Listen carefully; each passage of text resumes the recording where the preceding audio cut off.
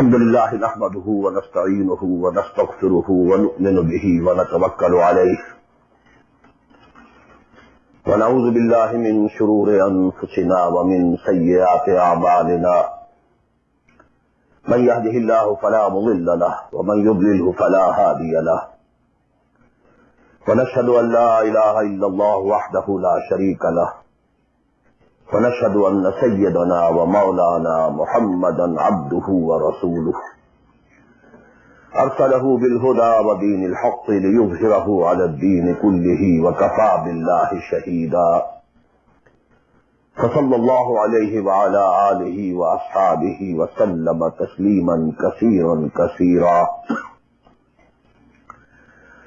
أما بعد فقد قال الله تبارك وتعالى كما ورد في سورة البقرة: أعوذ بالله من الشيطان الرجيم بسم الله الرحمن الرحيم يا أيها الناس اعبدوا ربكم الذي خلقكم والذين من قبلكم لعلكم تتقون. فقال تبارك وتعالى كما ورد في سورة الذاريات: وما خلقت الجن والإنس إلا ليعبدون. وقال جل وعلا كما ورد في سورة يوسف: إن الحكم إلا لله أمر أن لا تعبدوا إلا إياه ذلك الدين القيم. صدق الله العظيم. رب اشرح لي صدري ويسر لي أمري واحلل عقدة من لساني يفقهوا قولي. اللهم ربنا ألهمنا رشدنا وأعذنا من شرور أنفسنا. اللهم أرنا الحق حقا وارزقنا اتباعه وأرنا الباطل باطلا وارزقنا اجتنابه. اللهم وفقنا لما تحب وترضى. آمین یا رب العالمین. دینی بھائیوں اور بہنوں اور بیٹوں اور بیٹیوں، میری آج کی گفتگو کا عنوان جو پہلے سے طے ہے، نجات کی راہ. لیکن میں آج چاہتا ہوں کہ جو دعائیں میں عام طور پر اپنی گفتگو کے شروع کرنے سے پہلے مانگا کرتا ہوں، ان کی طرف خصوصاً توجہ آپ کی مبذول کرا دوں.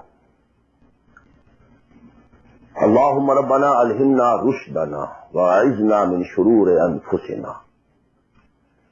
اے اللہ ہمیں ہر اس بات کا الہام کر دے، ہمارے دلوں میں ہر وہ بات ڈال دے جو ہمارے رشد کی، ہدایت کی، فوز کی، کامیابی کی، فلاح کی ہو.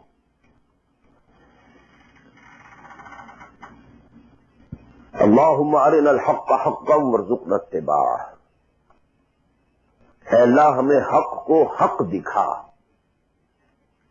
ہم اس میں دھوکہ نہ کھا جائیں، مغالطے میں نہ مبتلا ہو جائیں، اور اسے قبول کرنے کی، اختیار کرنے کی ہمیں توفیق عطا فرما.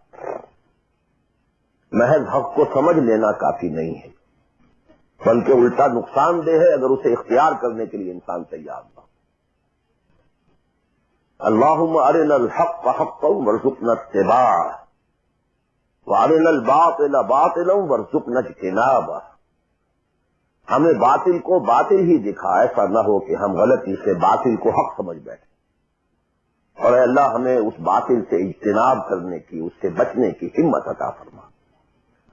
اللہم وفقنا لما تحب وترضى. اور اے اللہ ہمیں ہر اس کام کی توفیق عطا فرما جو تجھے پسند ہے اور جن سے تو راضی ہوتا ہے. یہ دعائیں آپ میں سے ہر شخص اچھی طرح شعوری طور پر اس وقت اپنے دل میں مانگ لیں اور پھر میری گفتگو کو سماعت فرمائیں. نجات کا لفظ جو میں نے استعمال کیا ہے وہ ان کئی الفاظ میں سے سب سے نچلی سطح کا لفظ ہے جنہیں قرآن مجید کامیابی کے لیے استعمال کرتا ہے. بہت سے الفاظ آپ نے سنے ہوں گے: فوز، اولئک هم الفائزون، وہ کامیاب لوگ ہیں. رشد، اولئک هم الراشدون، وہ لوگ ہیں کہ جو بڑے نصیب والے ہیں. فلاح، اولئک هم المفلحون، وہ ہے اصل میں کہ جنہوں نے بلند ترین کامیابی حاصل کر لی. سعادت فاما الذین سعدوا، ان میں سب سے نیچے کا لفظ ہے نجات. نجات سے اوپر ہے فوز، فوز سے اوپر ہے فلاح. یہ اس کی ہائر ڈگریز ہیں. جیسے کامیابی امتحانات میں ایک محض پاس ہو جانا ہے اور ایک اس میں اے گریڈز لے کر آنا ہے. کہ ہمارے ہاں وہ ڈویژن شمار ہوتے ہیں، فرسٹ ڈویژن ہے، سیکنڈ ڈویژن ہے. تو یہ کئی اصطلاحات ہیں. فوز، فلاح، رشد، سعادت. سب سے کم سب سے نیچے، سب سے کم نجات. فمالی ادعوکم الی النجات وتدعوننی الی النار. تو کم سے کم جو کامیابی کی شرائط اسلام میں ہیں، آج ہمیں ان پر گفتگو کرنی ہے. اللہ تعالی ہمیں اس سے اوپر بڑھنے کی توفیق دے. رشد اور فوز اور فلاح کی منزلوں سے ہم کنار فرمائے. لیکن ظاہر بات ہے کہ یہ تمام منزلیں بعد میں ہیں، پہلے کامیابی تو ہو. جہاں تک اس نجات کی راہ کا تعلق ہے، اس کے موضوع پر، کیونکہ قرآن مجید کی جامع ترین سورت جو اس لیول پر گفتگو کرتی ہے اور جامع ترین ہے، وہ سورۃ العصر ہے. والعصر ان الانسان لفی خسر الا الذین آمنوا وعملوا الصالحات وتواصوا بالحق وتواصوا بالصبر. ثابت ہوا یہ بیس لائن ہے. اس سے نیچے تو نجات ہی نہیں ہے، وہ تو خسران ہے، ناکامی ہے. یہ بیس لائن ہے. اسی لیے میرا جو کتاب چاہے نجات کی راہ سورۃ العصر کی روشنی میں، the road to salvation in the light of سورۃ العصر، اردو میں بھی ہے، انگریزی میں بھی ہے. تو جیسا کہ میں نے بتایا تھا اپنی ترجمہ قرآن کے نشستوں میں کہ میں نے اسی سورۃ العصر پر بیس کر کے ایک منتخب نصاب قرآن مجید کے مطالعے کا سلیکٹڈ کورس آف اسٹڈی یہ مرتب کیا، جس میں آم کی گٹھلی جس طریقے سے وہ شے ہے جس سے پورا آم کا درخت وجود میں آ جاتا ہے، ایسے ہی سورۃ العصر ہے جس سے پورا قرآن جو ہے کھلتا چلا جاتا ہے. کتاب الرحکمت آیاتہ ثم فصلت من لدن حکیم خبیر. کل قرآن سورۃ العصر میں ہے. اس پر میرے آڈیوز ہیں، ویڈیوز ہیں. پورا منتخب نصاب بھی سمجھیے، سورۃ العصر کی تفسیر. بہرحال اس موضوع پر میں نے گزشتہ 35 سالوں میں لا تعداد مرتبہ گفتگو کی. لیکن آج میں ذرا ایک مختلف زاویے سے، مختلف اسلوب میں، باتیں وہی، حق تو ایک ہے،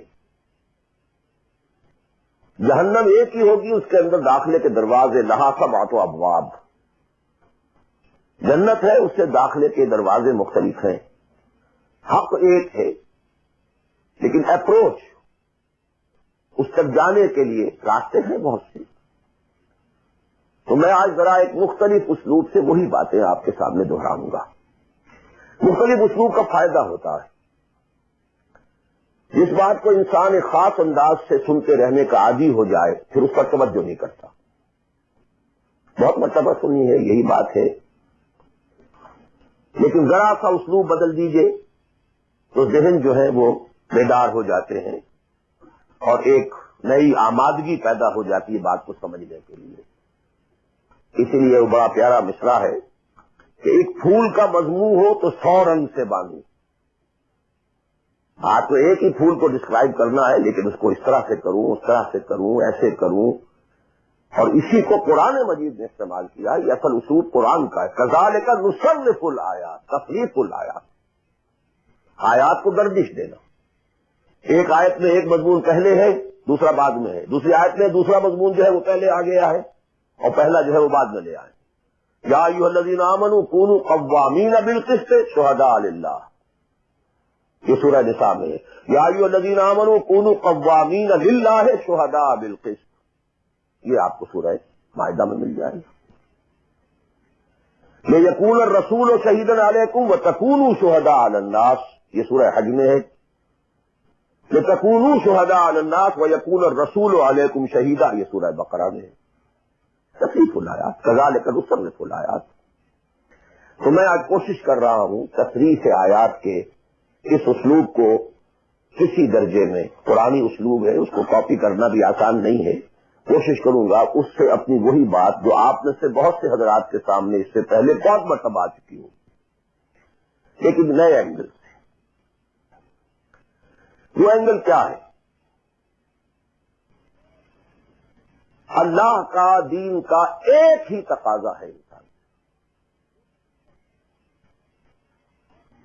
وہ تقاضا جس کے بارے میں ہم کہہ سکتے ہیں کہ 100 بات کی ایک بات، ایک بات۔ جیسے اردو کا ایک محاورہ ہے، ہاتھی کے پاؤں میں سب کے پاؤں، تو اتنا چوڑا پاؤں ہے کہ وہ سب پاؤں رکھ دیں تو اس میں آ جائیں۔ اسی طریقے سے ایک بدو صحابی آئے تھے حضور سے، انہوں نے سوال کیا تھا کہ مجھے کل دین کی بات ایک جملے میں سمجھا دیجیے۔ آپ نے فرمایا ہاں ٹھیک ہے، آؤ، قل آمنت باللہ ثم استقم، ایٹس آل، اللہ پر کہو کہ میں اللہ پر ایمان لایا، پھر اس پر جم جاؤ۔ اسی طرح آج میں آپ سے دین کا کل تقاضا، اللہ کا کل مطالبہ، اور میرے ذہن میں وہ آیت آ رہی ہے کلا لما یقض ما امرہ، ہم نے ایک ہی تقاضا انسان سے کیا، اس نے اس کو پورا نہیں کیا۔ اور میرے ذہن میں اس وقت ایک سین آ رہا ہے، وہ جو پکچر بنائی گئی تھی حضور کی سیرت پر، the messenger of Allah, the messenger of God پر، اس میں دکھایا گیا ہے کہ ابو طالب جس طرح وفات پر ہیں، آخری وقت ہے، قریش کا وفد آیا ہے الٹیمیٹم لے کر کے، ابو طالب اب ہمارا صبر کا پیمانہ لبریز ہو گیا، یا تو اپنے بھتیجے کو روک لو ورنہ پھر آئیے اوپن، پھر ایک اوپن چیلنج ہے، کھلے میدان میں مقابلہ کیجیے۔ ایک جملہ اس وقت اس پکچر میں ہے جو کہا ابو طالب نے، one word, my nephew demands from you only one word. اس نے تم سے کیا تقاضا کیا ہے؟ تم سے دولت نہیں مانگی، تم سے مال نہیں مانگا، تم سے حکومت نہیں مانگی، کچھ بھی تو نہیں مانگتا، وہ ایک بات مانگتا ہے، ایک کلمہ تک مانگتا ہے۔ ابو جہل نے فوراً ریٹارٹ کیا، the one word he demands demolishes all the gods. تو ایک بات اس کی ایسی ہے کہ جو ہمارے سارے معبودوں کا پیا پانچا کر کے رکھ دیتی ہے، ختم کر دیتی ہے۔ ایک بات، دین تو ایک بات ہے۔ اسی انداز میں میں آپ کو بتا رہا ہوں کہ اللہ کا کل تقاضا، دین کا کل تقاضا ایک لفظ میں ہے، وہ لفظ ہے عبادت۔ تمام انبیاء کی دعوت آپ قرآن مجید میں مختلف مکی صورتوں میں پڑھیں گے، ان اعبدوا اللہ ما لکم من الہ غیرہ، اللہ کی عبادت کرو، تمہارا اس کے سوا کوئی الہ، کوئی معبود نہیں۔ خود قرآن کی دعوت صرف اس فرق کے ساتھ کہ پہلے انبیاء کہتے تھے یا قوم اعبدوا اللہ، اے میری قوم کے لوگوں اللہ کی عبادت کرو، اللہ کی بندگی کرو۔ حضور چونکہ بھیجے گئے پوری نوع انسانی کے لیے، تو یہاں خطاب ہے یا ایھا الناس اعبدوا ربکم الذی خلقکم والذین من قبلکم لعلکم تتقون، اے لوگو، اے بنی آدم، بندگی کرو، پرستش کرو اپنے رب کی جس نے تمہیں پیدا کیا۔ سورہ ذاریات نے فرمایا وما خلقت الجن والانس الا لیعبدون، تمہاری غایت تخلیق ہی یہ ہے، ہم نے تمہیں پیدا ہی اس لیے کیا ہے کہ تم ہماری بندگی کرو، ہماری عبادت کرو۔ اور وہی 100 بات کی ایک بات حضرت یوسف نے اپنے قید خانے کے ساتھیوں سے کہی تھی، ان الحکم الا للہ امر لا تعبدوا الا ایاہ ذلک الدین القیم۔ ایک جملے میں کل دین قیم ہے، مکمل دین ہے، اس کے سوا کسی اور کی عبادت اور بندگی نہ کرو۔ ایک لفظ ہے، ایک تقاضا ہے، ہم پورا کر دیں تو نجات بھی ہے، فوز بھی ہے، فلاح بھی ہے، رشد بھی ہے، سعادت بھی ہے، ہدایت بھی ہے، سب کچھ. لیکن اب یہ کہ یہ عبادت ہے کیا؟ عبادت کے 5 اجزاء، بلکہ اجزاء کا لفظ میں نے غلط شمار کیا، استعمال کیا. 2 تو ہے لازمی اجزاء، لازمی، اور 3 اس کے ضمنی پہلو ہیں. تو 2 جمع 3 5. یہ 5 باتیں اگر یاد نہیں رہتی ہیں تو عبادت کا تصور آپ کا درست نہیں ہوگا. آخر کوئی اتنی بڑی بات ہے کہ تمام نبی اسی کی رٹ لگاتے رہے، اسی کی تکرار کرتے رہے. کوئی اتنی بڑی بات ہے کہ ابدی فوز و فلاح اور رشد اور سعادت اس کے ساتھ وابستہ ہے. وہ بہت بڑی بات ہے، معمولی بات تو نہیں. ابدی جہنم اور ابدی جنت، کتنا فرق ہے، اور وہ اسی ایک لفظ کے ساتھ وابستہ ہے. عبادت ہے کیا؟ اس کے 2 جو لازمی اجزاء ہیں، ان میں سے ایک کی مثال ہے جسم. یہ میرا جسم 2.5 من وزن ہے اس کا، یہ میرا جسم ہے. ایک اس میں روح ہے، وزن وغیرہ نہیں ہے، اتنا نظر آتی ہے، لیکن اصل انسان وہ روح ہے. اسی طرح عبادت کا جو جسد ظاہری ہے، جو نظر آتا ہے، پیلپیبل ہے، محسوس ہوگا، سامنے آئے گا، وہ ہے اطاعت کلی، total obedience. Without any reservation, کوئی استثناء نہ ہو.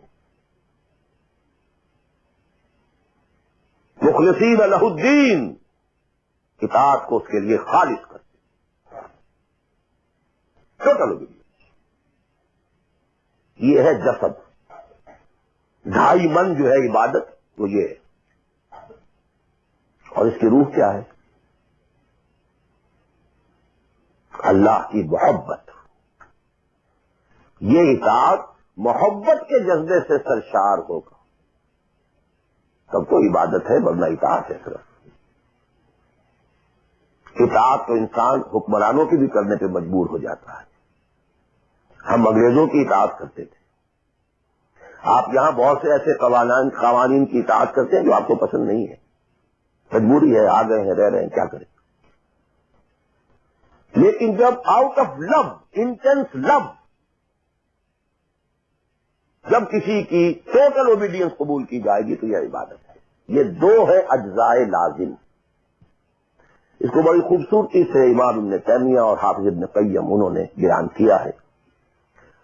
العبادت تجمع اصلین، غایت الحب مع غایت الذل والخضوع. 2 چیزیں جمع ہوتی ہیں تو عبادت پوری ہوتی. انتہا درجے کی محبت اور انتہا درجے کی عاجزی اور اطاعت اور سرسبندگی کسی کے سامنے. یہ دونوں چیزیں اطاعت کے لازمی اجزاء ہیں عبادت. اور ان دونوں کے بارے میں ایک بات اور نوٹ کیجئے، ان دونوں کے اعتبار سے اللہ اور اس کا رسول بریکٹڈ ہیں، ساتھ جڑے ہوئے. اس لیے کہ اللہ کی اطاعت رسول کی اطاعت کے ذریعے. وما ارسلنا من رسول الا لیطاع باذن اللہ، ومن یطع الرسول فقد اطاع اللہ. وہ ریپرزینٹیٹو ہے، وہ نمائندہ ہے اللہ کا، لہذا اللہ کی اطاعت، اطیعوا اللہ و اطیعوا الرسول. اطاعت میں یہ دونوں بریکٹڈ ہیں. یہی وجہ ہے کہ قانون اسلامی کی مستقل سورسز جو ہیں وہ یہی 2 ہیں، اللہ کی کتاب اور اس کے رسول کی سنت. اسی طرح محبت میں بھی دونوں بریکٹڈ ہیں.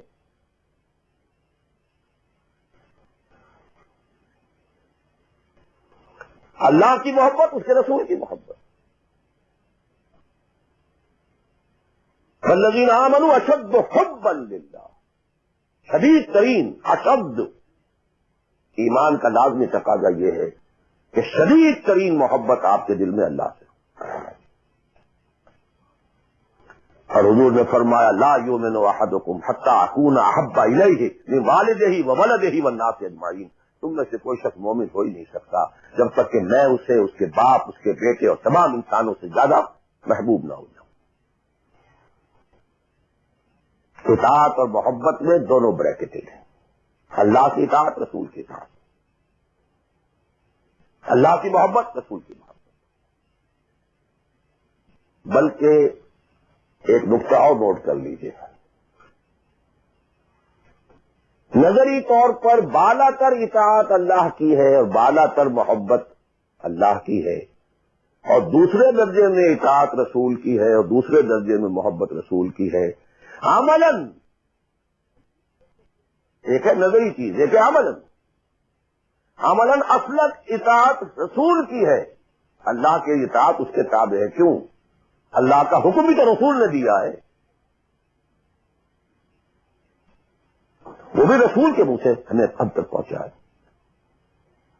مصطفیٰ برسا خیش را کے دی ہموس اگر بہو نہ رسیدی تمام بولا بھی،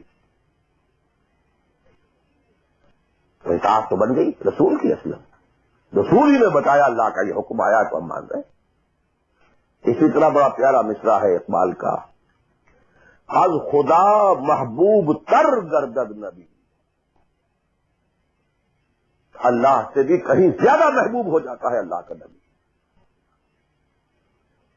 اس کی وجہ بھی ہے اللہ کا ہم کیا تصور کریں،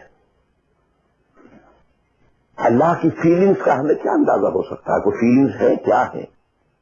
رسول کو ہم ایک ہیومن بینگ کی حیثیت سے ویژولائز کر سکتے ہیں۔ رسول کو بھی چوٹ لگی تھی، دل پر چوٹ لگی تھی۔ رسول کے پاس بھی بیٹی آئی تھی، بڑی پیاری بیٹی، فاطمہ بضعۃ منی۔ ابا جان اب تو عام لوگوں کے ہاں بڑی فراوانی ہو گئی ہے، ذرا یہ دیکھیے میرے ہاتھوں پر جتنے پڑے ہوئے ہیں چکی پیسنے کی وجہ سے، میرے کندھے کے اوپر نشان پڑ گئے ہیں، مشکیزیں میں پانی بھر کر لاتی ہوں، مجھے بھی کوئی کنیز، کوئی غلام ہدایت ہو جائے۔ ہم پوری طرح ویژولائز کر سکتے ہیں کیا فیلنگ ہوگی محمد کی اس وقت صلی اللہ علیہ وسلم، تو ہم ویژولائز کر سکتے ہیں نا کہ کیا کلیجہ اللہ نے دیا تھا کہ فرمایا بیٹی نہیں، یہ چیزیں ہمارے لیے نہیں، تمہیں میں اس سے بہتر چیز دیتا ہوں۔ 33 مرتبہ سبحان اللہ، 33 مرتبہ الحمدللہ، 33 مرتبہ اللہ اکبر ہر نماز کے بعد کہہ لیا کرو، یہ کہیں زیادہ بڑی قیمتی ہے۔ ہم محسوس کر سکتے ہیں کہ رسول کے دل پر کیا بیتی تھی جب حضرت حمزہ کی تازہ بریدہ لاش سامنے آئی ہے کہ ناک کٹی ہوئی ہے، کان کٹے ہوئے، پیٹ چاٹ ہے، کلیجہ باہر نکلا ہوا، اسے چبایا گیا۔ بڑی چیز، اور کیا پہاڑ جیسا دل اللہ نے دیا تھا، کیسے جبر کیا ہے، کیسے صبر کیا ہے۔ اگرچہ ایک وقت میں آ کے بات ظاہر ہو گئی جب مدینے میں واپس پہنچے ہیں اور انصار کے گھروں سے عورتوں کے بین کرنے کی، ماتم کرنے کی آوازیں آئیں تو الفاظ نکل گئے، اما حمزہ تو فلا بواکی لہو، ہائے حمزہ کے لیے تو کوئی رونے والی بھی نہیں۔ حمزہ مہاجر ہے، یہاں حمزہ کا کون رشتہ دار، کون عورتیں رشتہ دار ہیں جو اس کا ماتم کریں گی؟ ہاں مکے میں ہوتا حمزہ، عبد المطلب کا بیٹا، اور یہ حادثہ ہوا ہوتا تو پورے مکے میں کوہرام ہوتا۔ آخر فیلنگس تھے کہ نہیں؟ اس لیے از خدا محبوب تر گردد نبی۔ بہرحال یہ دو چیزیں میں نہیں چاہتا کہ بات زیادہ دور نکلے، کلیئر کٹ ہمیں آگے چلنا ہے۔ ایک تقاضا 100 بات کی، ایک بات عبادت کرو خالصتاً اللہ کی۔ عبادت کے 2 اجزاء لازم، اطاعت کلی، absolute obedience, total obedience, without any reservation, without any exception, کوئی استثناءات نہ ہو۔ زندگی کا ہر گوشہ، زندگی کا ہر پہلو، ظاہری ہو، باطنی ہو، داخلی ہو، خارجی ہو، انفرادی ہو، اجتماعی ہو، عائلی ہو، قومی ہو، سیاسی ہو، ہر اعتبار سے اللہ کی اطاعت۔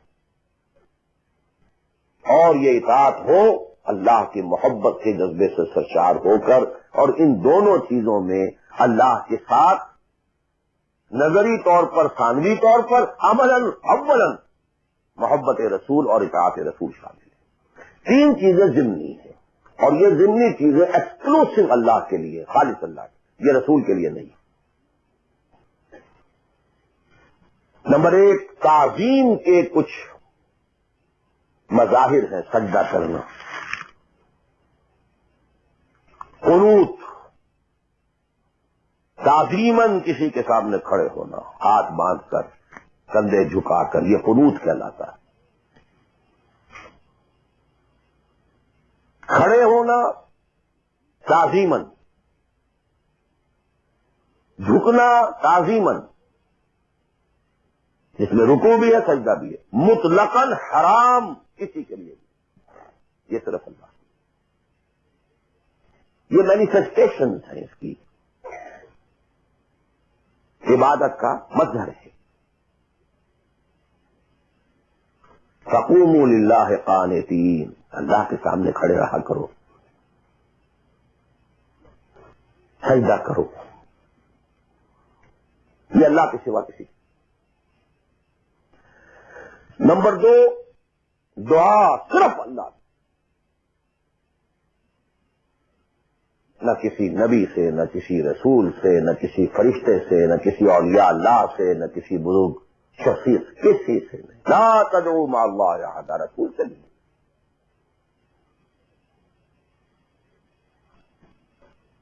اب اس میں کئی الفاظ نوٹ کر لیجئے، استدعاء، استغاثہ، استمداد، استعانت، وہی مدد ہے، استنصار، صرف اللہ۔ ہاں مادی قوانین کے تحت فزیکل ورلڈ میں ہم مدد مانگ سکتے ہیں، ذرا مجھے ایک گلاس پانی لا دیجیے، مجھے ذرا یہ کر دیجیے، معلوم ہے پانی ہے، یہ جائے گا لے آئے گا، لیکن بالغیب مدد کسی سے مانگنا، استغاثہ کسی سے کرنا، استعانت کسی سے کرنا حرام ہے، عبادت کو زیرو سے ضرب دے کر زیرو کر دیتا۔ نمبر تین، اخلاص و احتساب، صرف اللہ، جو نیک کام کرے صرف اس کی خوشنودی کے لیے۔ یہاں تک کہ حضور کے سامنے ایک صحابی ایسے ہی محاورے میں رواں روی میں کہہ بیٹھے، ما شاء اللہ و ما شئت، جو آپ چاہیں اور اللہ چاہے۔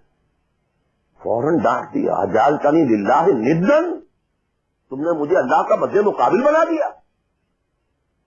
مشیت صرف اس کی ہے، وما تشاءون الا ان یشاء اللہ۔ کوئی نیک کام سوائے اس کی رضا جوئی کے لیے اگر کسی اور کے لیے کیا گیا، ریا ہے، سمعہ ہے، دکھاوے کے لیے ہے، شہرت کے لیے ہے، دنیا کمانے کے لیے ہے، لیڈری چمکانے کے لیے ہے، اقتدار حاصل کرنے کے لیے ہے، کوئی بھی اور مقصد اگر شامل ہوا، زیرو سے ضرب کھا کر پوری عبادت زیرو ہو جائے گی۔ احتساب، بدلے کی توقع صرف اللہ۔ یہ لفظ آپ خاص طور پر سنتے رہے ہوں گے ان دنوں بہت، من صام رمضان ایمانا واحتسابا غفر له ما تقدم من ذنبه ومن قام رمضان ایمانا واحتسابا غفر له ما تقدم من ذنبه ومن قام ليلة القدر ایمانا واحتسابا۔ ایمان کے ساتھ احتساب کیوں آ رہا ہے؟ اس کا اجر و ثواب سوائے اللہ سے اور کسی سے توقع نہ۔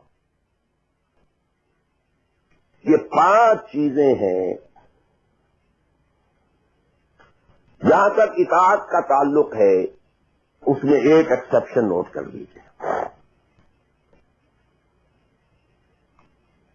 کہیں کسی وقت نسیان سے، خطا سے یا جذبات کے طوفان میں آ کر کوئی غلط حرکت کر بیٹھا، لیکن فوراً توبہ کر لیں، یہ مستثنا ہے۔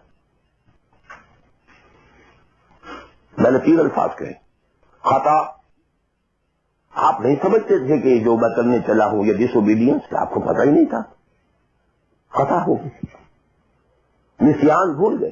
ایک وقت ایسا ہے کہ آدمی کے اوپر غفلت کا، کہ پردہ پڑ جاتا ہے. حضور خود فرماتے ہیں انہ لیغان علی قلبی وانی لاستغفر اللہ فی کل یوم 70 مرہ. میرے دل پر بھی کبھی کبھی حجاب سا آ جاتا ہے، میں روزانہ 70 مرتبہ استغفار کرتا ہوں. تو ہم اپنے حجابات پر حضور کے حجاب کو قیاس نہیں کر سکتے کہ نسبت خاک رابع عالم پاک وہ کوئی اور شے ہے، یہ کوئی اور شے ہے. لیکن یہ کہ بھاری پردہ تو پڑتا ہے، اس میں کوئی غلط حرکت سرزد ہو گئی. یا نمبر 3، جذبات کا کوئی حیران تھا جس نے کہ اوور پاور کر دیا، انسان کی قوت ارادی کو معطل کر دیا، کوئی غلط حرکت سرزد ہو گئی. لیکن پھر توبہ فوراً. انما التوبۃ علی اللہ للذین یعملون السوء بجہالۃ ثم یتوبون من قریب. جیسے ہی طوفان گزرا فوراً ہوش میں آیا یہ مجھ سے کیا ہو گیا. لا الہ الا انت سبحانک انی کنت من الظالمین. ربنا ظلمنا انفسنا وان لم تغفر لنا وترحمنا لنكونن من الخاسرین. وان لم تغفر لی وترحمنی لاکونن من الخاسرین. اب یہ دعا ہے گڑ گڑا کر اللہ معاف کر دے. It will be written off. It will be expunged. محو کر دیا جائے گا. یکفر عنہ سیئات ہی اس کے معنی یہی ہے. ہاں اس کے برعکس اگر ایک گناہ بھی جان بوجھ کر مستقلاً کرتے رہے، ایک، باقی ساری 99% عبادت ہو رہی ہے، ایک حرام شے کو اپنے لیے حلال ٹھہرا لیا، شعوری طور پر، ارادی طور پر، مداومت کے ساتھ اس کے اوپر ڈیرے جما لیے، وہ ایک گناہ جو ہے وہ پوری عبادت کو زیرو سے ضرب دے کر زیرو کر دے گا، اور خلود فی النار، آگ میں ہمیشہ رہنے کی وعید. بلا من کسب سیئۃ واحاطت بہ خطیئتہ فاولئک اصحاب النار هم فیہا خالدون. ان پوائنٹس کو اچھی طرح نوٹ کیجیے. خطا میں فرق ہے، گناہ میں فرق ہے. ایک گناہ غیر شعوری طور پر ہو گیا، خطا سے ہو گیا، نسیان سے ہو گیا، وقتی طوفان جذبات کا، کسی ایسی محفل میں تھے، مجلس میں تھے، کھو گئے، غلطی ہو گئی، فوراً متنبہ ہو گئے فوراً. یہ اور ہے. جیسے کہ آدمی، مجھے اچھی طرح یاد ہے ایک مرتبہ، اور میں بھولتا نہیں اس واقعے کو، میں میڈیکل کالج میں پڑھ رہا تھا تو ایک سائیکل پر جا رہا تھا کالج، اور سلپری تھی روڈ. جب سائیکل سلپ کرتی ہے تو پتہ نہیں چلتا میں کب گر گیا. گرا ہوں لیکن مجھے پتا اس وقت چلا جب اٹھ چکا تھا میں، جب میں گرا تھا، کیونکہ آدمی وہ پڑا نہیں رہتا، فوراً اٹھتا. یہ جو ہے فوراً اٹھنا، ثم یتوبون من قریب، یہ بھی بعد میں معلوم ہوتا کہ میں گرا تھا، جب اٹھ چکا ہوتا ہے. اتنا انسٹنٹینیس ہوتا ہے. یہ ہے یتوبون من قریب. اور اس کو اللہ نے اپنے ذمے، انما التوبۃ علی اللہ ہے، اللہ کے ذمے ہے یہ کہ وہ ایسے شخص کی توبہ قبول کرے. انما التوبۃ علی اللہ للذین یعملون السوء بجہالۃ ثم یتوبون من قریب. بہرحال یہ ایک اس کی ضمنی بات تھی کہ اطاعت کلی کے ضمن میں ان دونوں چیزوں کو ذہن میں رکھیے. گناہ کا ہو جانا، کل بنی آدم خطاؤون وخیر الخطائین التوابون، التائب من الذنب کمن لا ذنب لہ. بہت اس میں ہمارے لیے پر امید باتیں کہی گئی. اللہ کو اپنے گناہگار بندے کی توبہ سے اتنی ہی خوشی ہوتی ہے جتنی کہ اس شخص کو ہوئی جو صحرا میں سفر کر رہا تھا. ایک ہی اونٹ تھا، اسی پر اس کا پانی تھا، اسی پر اس کا راشن تھا. تھوڑی دیر کے لیے سستانے کو لیٹا، آنکھ کھلی تو اونٹ کھائی، دوڑ رہا ہے مشرق میں، مغرب میں، شمال میں، جنوب میں، تھک ہار کر بیٹھ گیا ہے. اب وہ موت کا انتظار کر رہا ہے. نہ پانی ہے، نہ کوئی غذا ہے، نہ کوئی سواری ہے کہ اس صحرا نہ خود اب صحرا سے نکلتی. کیا اچانک دیکھتا ہے کہ اونٹ تو کھڑا ہے، موجود ہے. اسے اتنی خوشی ہوتی ہے کہ وہ کہتا ہے اللہ تو میرا بندہ، میں تیرا رب. کہنا یہ چاہتا تھا اللہ تو میرا رب، میں تیرا بندہ، لیکن اتنا مغلوب ہو گیا ہے اس وقت جذبات میں خوشی کے کہ کہہ یہ بیٹھا کہ اللہ تو میرا بندہ، میں تیرا رب. کتنی خوشی ہوتی ہے اللہ کو اپنے کسی گناہگار بندے کی توبہ سے. یہ وہ مسئلہ عارضی، فوری، لا علمی، جہالت، طوفان یا کسی ماحول کے فوری اثر کے تحت کوئی غلطی ہو گئی فوراً توبہ. لیکن یہ کہ اگر جان بوجھ کر کانشس ڈسیژن ایک حرام شے کو بھی اگر مستقلاً اختیار کر لیا، بلا من کسب سیئۃ وأحاطت به خطیئته فاولئک اصحاب النار هم فیہا خالدون. اب آئیے نیکسٹ، میں جسے آج ایک نیا اینگل کہہ رہا ہوں وہ کیا ہے. دیکھیے اطاعت کے دو پہلو ہیں، انفرادی اور اجتماعی. میری مراد کیا ہے؟ ان کی ریشو پروپورشن مختلف ہوگی. کوئی بہت آرگنائزڈ سوسائٹی ہے، اسٹیٹ کا کانسیپٹ ہے، اجتماعیت کا پڑھنا بہت بھاری ہو جاتا ہے، انفرادیت بہت محدود ہو جاتی ہے. کوئی بڑی پریمیٹو سی سوسائٹی ہے، آرگنائزڈ اسٹیٹ نہیں ہے، تو انفرادیت کا دائرہ وسیع ہوتا ہے، اجتماعیت محدود ہوتی ہے، ان ویریس پروپورشنز. لیکن پہلے ان کو آئیڈینٹیفائی کیجئے، اس سے میری مراد کیا ہے. ایک وہ اللہ کی اطاعت ہے کہ جو ایک انسان کے اپنے بس میں ہے وہ کر سکتا ہے، چاہے بھوک آ جائے، فاقہ آ جائے، نقصان ہو جائے، جان کا اندیشہ ہو جائے، یہ کر سکتا ہے. ایک وہ اطاعت ہے جو کسی صورت کر ہی نہیں سکتا جب تک کہ اجتماعی ماحول نہ بدلے.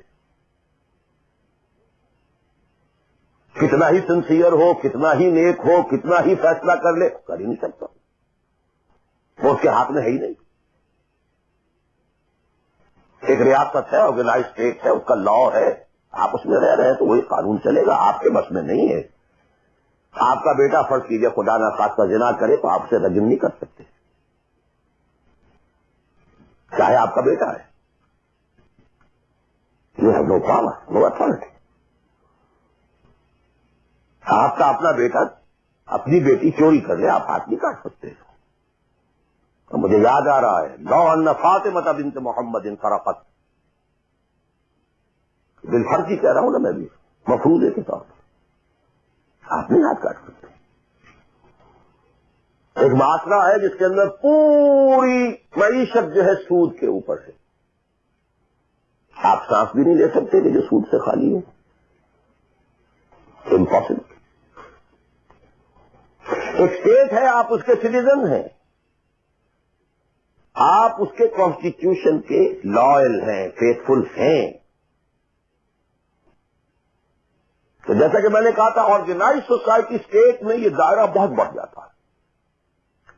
ٹرائبل ہے، وہاں یہ کہ انفرادیت کا کافی دائرہ ہوتا ہے، قانون کم سے کم ہوتے ہیں، نظم کم سے کم ہوتا ہے، سسٹم جو ہے اس کی گرفت کم سے کم ہوتی ہے. اب دیکھیے دو حیثیتیں دنیا میں ممکن ہیں. ایک انتہائی خوش بختی کی، انتہائی خوش قسمتی کی کہ ایک انسان ایک ایسے ماحول میں پیدا ہو گیا ہے یا وہ ہجرت کر کے ایسے ماحول میں چلا گیا ہے جہاں ٹوٹل دین غالب ہے، دین قائم ہے، نظام ہے دین کا، حکومت ہے اللہ کی. وہاں جا کر انسان کتنا how at ease he will feel, no friction. وہ بھی اللہ کی بندگی کرنا چاہتا ہے، ماحول بھی سازگار ہے، پورا نظام بھی اللہ کی بندگی پر ہے، پورا قانون بھی اللہ ہی کا نافذ ہے، پورا تعلیم کا ڈھانچہ بھی اللہ ہی کے ہدایت کے مطابق ہے، تمام ذرائع ابلاغ سے بھی اسی کے مطابق چیزیں ہیں جو نشر ہو رہی ہیں، آڈیو ویژول سب کچھ. انتہائی خوش قسمتی، موسٹ فارچونیٹ کہ ایک انسان ایسے ماحول میں ہو. لیکن فرض کیجئے کہ وہ ایسے ماحول میں ہے جہاں اللہ کا دین غالب نہیں ہے. بہت محدود سا حصہ ہے جس میں وہ اللہ کا حکم مان سکتا ہے. نماز وہ پڑھ سکتا ہے, روزہ رکھ سکتا ہے, کوئی نہیں روکتا. اسرائیل میں بھی جا کے پڑھ لیجئے نماز اور روزہ, امریکہ میں کر لیجئے, بھارت میں کر لیجئے, کوئی نہیں روکتا. لوگ ہے.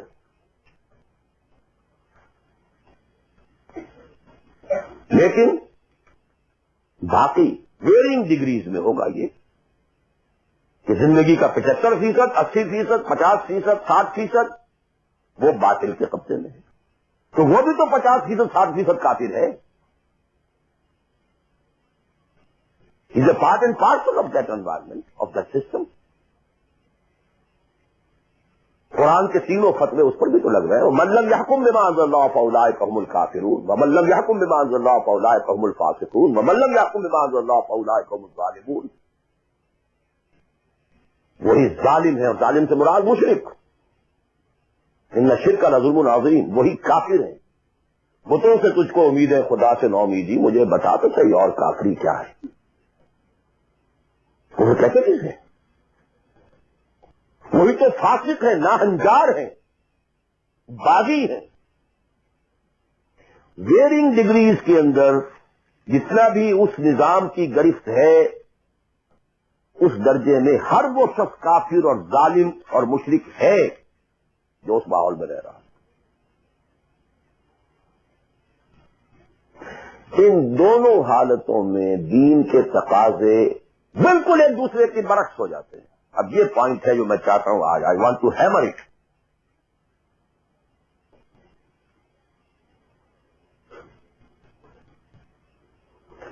اگر آپ خلافت راستہ کے دوران پیدا ہو گئے ہوتے, موسٹ فارچونیٹ, موسٹ ایزی. دین قائم ہے, اللہ کے احکام جاری ہیں, سارا نظام وہی ہے, دی ہول اسٹیٹ کرافٹ وہ اسلام کی بنیاد پر کام کر رہا ہے. آپ ایک سٹیزن ہیں, آپ کے لیے تقرب بالنوافل کے درجے کھلے ہوئے. فرض تو پورے ہیں یہاں. نفل نماز پڑھیے, نفل علم حاصل کیجیے, نفل روزے رکھتے چلے جائیے, نفلی چلے کیجیے, جو چاہے کیجیے. تقرب بالنوافل. اور اس تقرب بالنوافل کا درجہ یہاں تک اونچا ہو سکتا ہے کہ یتقرب الی عبدی بالنوافل حتی اکون, میرا بندہ نوافل کے ذریعے سے میرا تقرب حاصل کرتا جاتا ہے, کرتا جاتا ہے, کرتا جاتا ہے, یہاں تک کہ میں اس کی آنکھیں بن جاتا ہوں جن سے وہ دیکھتا ہے, اس کے کان بن جاتا ہوں جن سے وہ سنتا ہے, اس کے ہاتھ بن جاتا ہوں جن سے وہ پکڑتا ہے, اس کے پاؤں بن جاتا ہوں جن سے وہ چلتا ہے. حدیث قدسی, اور سارے وہابی بھی مانتے ہیں اس کو, یہ نہ سمجھیے کہ یہ کسی صوفی کی بڑھ ہے. حدیث صحیح عند کل المحدثین. اللہ ہاتھ بن جاتا ہے آپ کا, اللہ پاؤں بنتا ہے آپ کا, اللہ آنکھ بنتا ہے آپ کی, اللہ کان بنتا ہے آپ کا. یہ بہت اونچی بات ہے, بہت اونچی بات ہے, بہت اونچی بات ہے. لیکن یہ تقرب بالنوافل کا درجہ کہاں آئے گا؟ جہاں آپ ایک اسلامی نظام کے تحت سانس لے رہے ہیں, جہاں وہ اسلامی نظام نہیں ہے. پہلا فرض تن من دھن اس نظام کو بدلنے کے لیے لگا دینا. اگر یہ نہیں ہے تو نماز نہیں ہے, منہ پر دے ماری جائے گی. میں جو کچھ کہہ رہا ہوں علی وجہ البصیرت کہہ رہا ہوں, میری پوری زندگی کے مطالعے کا نچوڑ ہے. نماز منہ پر دے ماری جائے گی, روزے منہ پر دے مارے جائیں گے. You reconcile yourself to that system جو میری بغاوت کے اوپر مبنی تھا.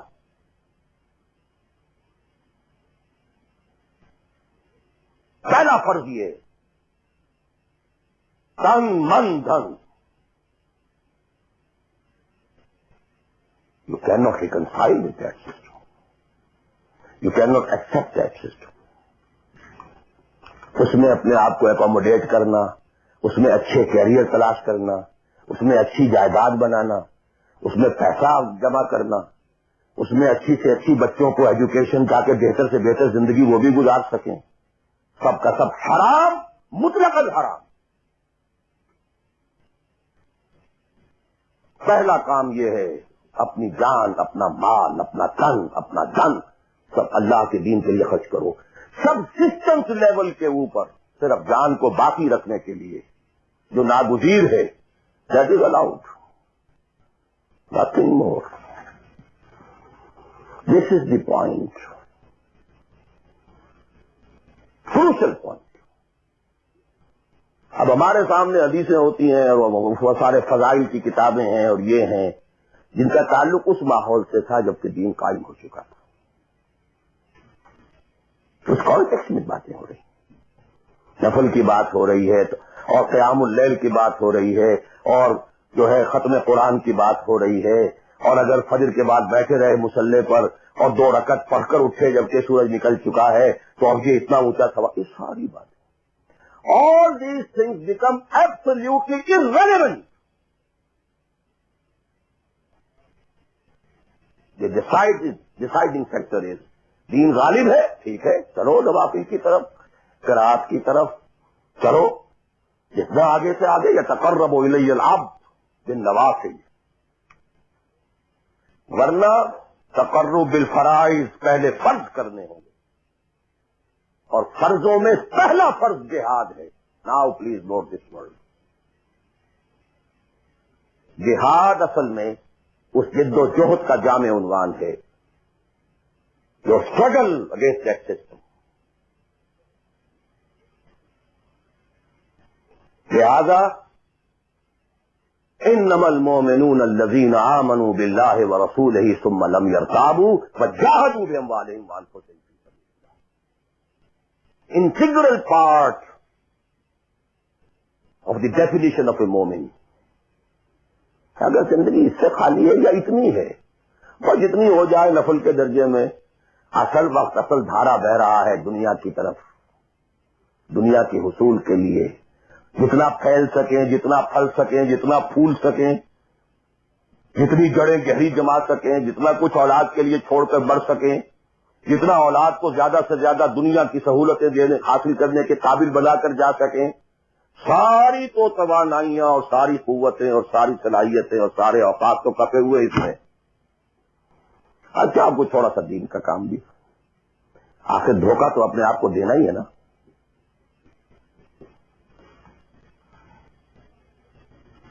قسمت فروش عورتیں بھی تو کالے کپڑے پہن کے جلوس میں نکلتی ہیں قاضیوں کے، اور قبیلیں لگاتی ہیں اور مسجدیں بناتی ہیں۔ They have to deceive themselves. ڈاکو لوگ دیہات صفات یتیموں اور بیواؤں کی سرپرستی کرتے تھے۔ ہمارے معاشرے میں جو بستہ الف بستہ دے کے گنڈے ہوتے ہیں، ان کے ہاں بھی نیکی کا، پن کا، خیر کا کھاتا ہوتا ہے۔ اسی طرح کچھ مذہبی ایکٹیویٹی ہے۔ اصل شے یہ ہے کس ماحول میں رہ رہے ہیں۔ بہت خوش قسمت ہوتا میں اور آپ، پھر آپ اچھے سے اچھا پہنتے، کوئی اعتراض نہیں، اچھے سے اچھا کھاتے۔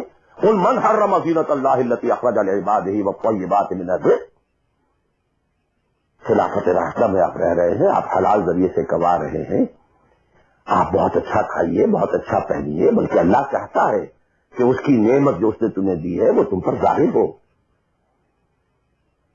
لیکن پلیز نوٹ دی کانٹیکسٹ،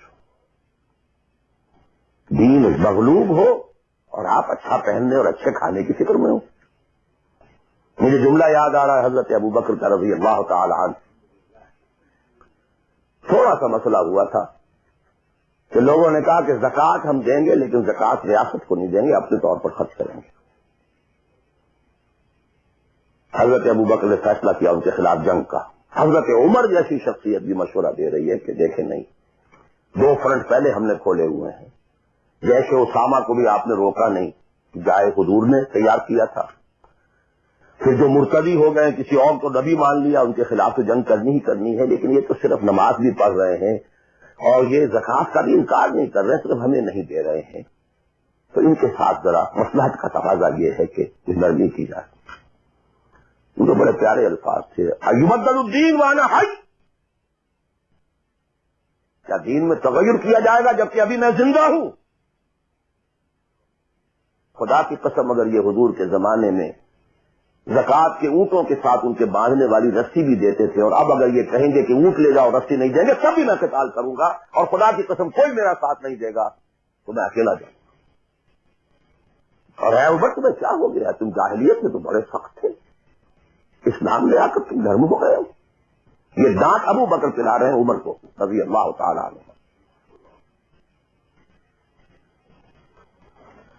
تو اچھی طرح جان لیجیے، اب میں نہیں کہہ سکتا کہ میں کس طریقے سے اس کو بیان کروں، کیسے ٹھوک ٹھوک کر آپ کے ذہنوں میں اتار دوں۔ یہ ہے اصل شے، دین کا سارا اسٹرکچر ہی بالکل ریورس ہو جاتا، the whole value structure absolutely changes. دین غالب ہے تو وہ ساری باتیں ہیں جو ہم نے خوب یاد کی ہوئی ہیں۔ آخر حقوق والدین بھی تو ہے نا، آخر بچوں کے حقوق بھی تو ہے نا۔ یہ حقوق والدین جو ہیں ان مہاجرین کو یاد نہیں آئے جو اپنے ماں باپ کو چھوڑ کر مدینے پہنچ گئے تھے۔ یہ اولاد کے حقوق انہیں یاد نہیں آئے، بیویوں کے حقوق یاد نہیں آئے۔ وہ تو فینیٹکس تھے نا، پاگل تھے نا۔ مدینے کے منافقین نے انہیں سفہا کہا تھا، بے وقوف لوگ ہیں یہ۔ اظن کما آبنا سفہا، یہ فول، یہ فینیٹکس۔ یہ ساری حدیثیں آپ کو یاد ہیں۔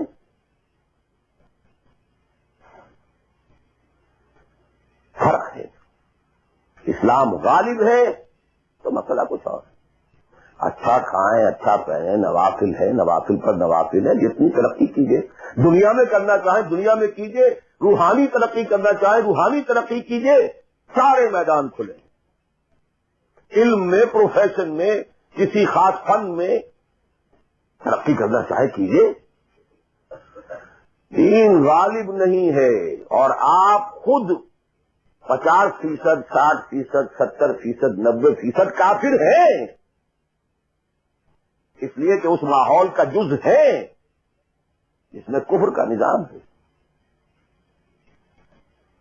تو پہلا کام تو اپنے آپ کو اس کفر سے نجات دلانا ہوگا۔ پھر نماز بھی اسی کے لیے ہے، وَاسْتَعِینُوا بِالصَّبْرِ وَالصَّلَاةِ، مدد حاصل کرو نماز سے۔ کس کام کے لیے مدد حاصل کرو؟ The mission to make the deen of Allah supreme, ان اقیموا الدین۔ نماز اس کے لیے سبسروینٹ ہے، اس کے لیے مدد ہے۔ روزہ اسی کے لیے جنگ کرنے کی صلاحیت پیدا کرنے کے لیے ہے۔ اس لیے 23ویں رکوع میں سورہ بقرہ کے روزے اور رمضان کے احکام ہے، 24ویں رکوع میں قتال شروع ہو گیا، قاتلوا فی سبیل اللہ الذین یقاتلونکم۔ اور عرب جو ہے وہ روزہ رکھواتے ہی صرف گھوڑوں کو تھے، خود تو رکھتے نہیں تھے، کیونکہ گھوڑے کو استعمال کرتے تھے لوٹ مار میں، غارت گری میں، جنگوں میں، اور گھوڑا ہے نرم نازک مزاج جانور، پیاس برداشت نہیں کر سکتا، بھوک برداشت نہیں کر سکتا، اونٹ تو کر جاتا، چاہیے تھا انہیں گھوڑا، لہٰذا گھوڑے کو عادی بناتے تھے دھوپ کا، پیاس کا، بھوک کا، تاکہ ایسا نہ ہو کہ اہل مارکے کا وقت اور گھوڑے صاحب جواب دیے بیٹھے ہو تو سوار کیا کرے گا۔ تو ساما یسومو عربی زبان میں گھوڑے کے لیے تھا، انسانوں کے لیے تھا ہی نہیں۔ یہ تو مدینے میں آنے کے بعد پھر حضور نے یہودیوں کو دیکھا کہ روزہ رکھتے ہیں، تو آپ نے بھی مسلمانوں سے کہا عاشورہ کا روزہ ہے وغیرہ وغیرہ، چھوڑ دیجیے اس بات کو، لمبی ہو جائے گی۔ یہ ساری چیزیں اصل میں ہیں اس مقصد کے لیے۔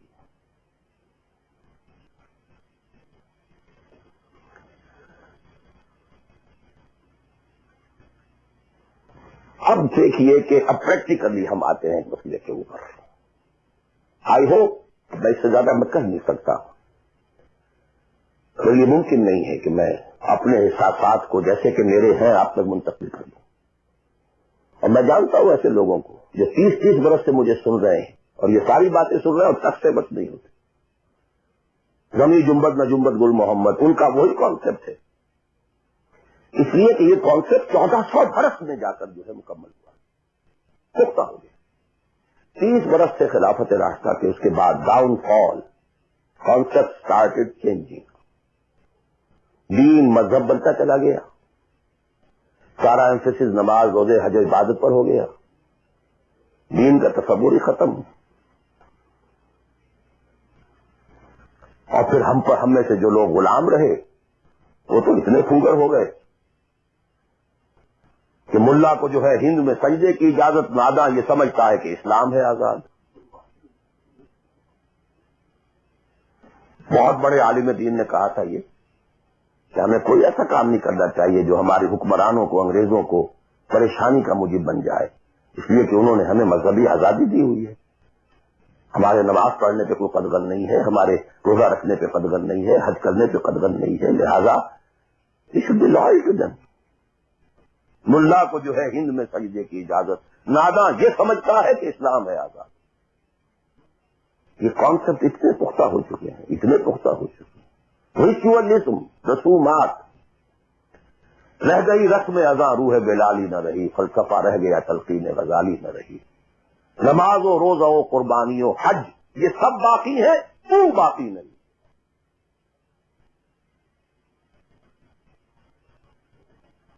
نمازیں بھی ہیں، روزے بھی ہیں، تراویح بھی ہم نے پڑھی ہے، اب موسم آ رہا، عید الاضحیٰ بھی ہوگی، قربانی بھی ہوگی، حج کے لیے بھی جائیں گے، لیکن دنیا پر کوئی اثر اس کا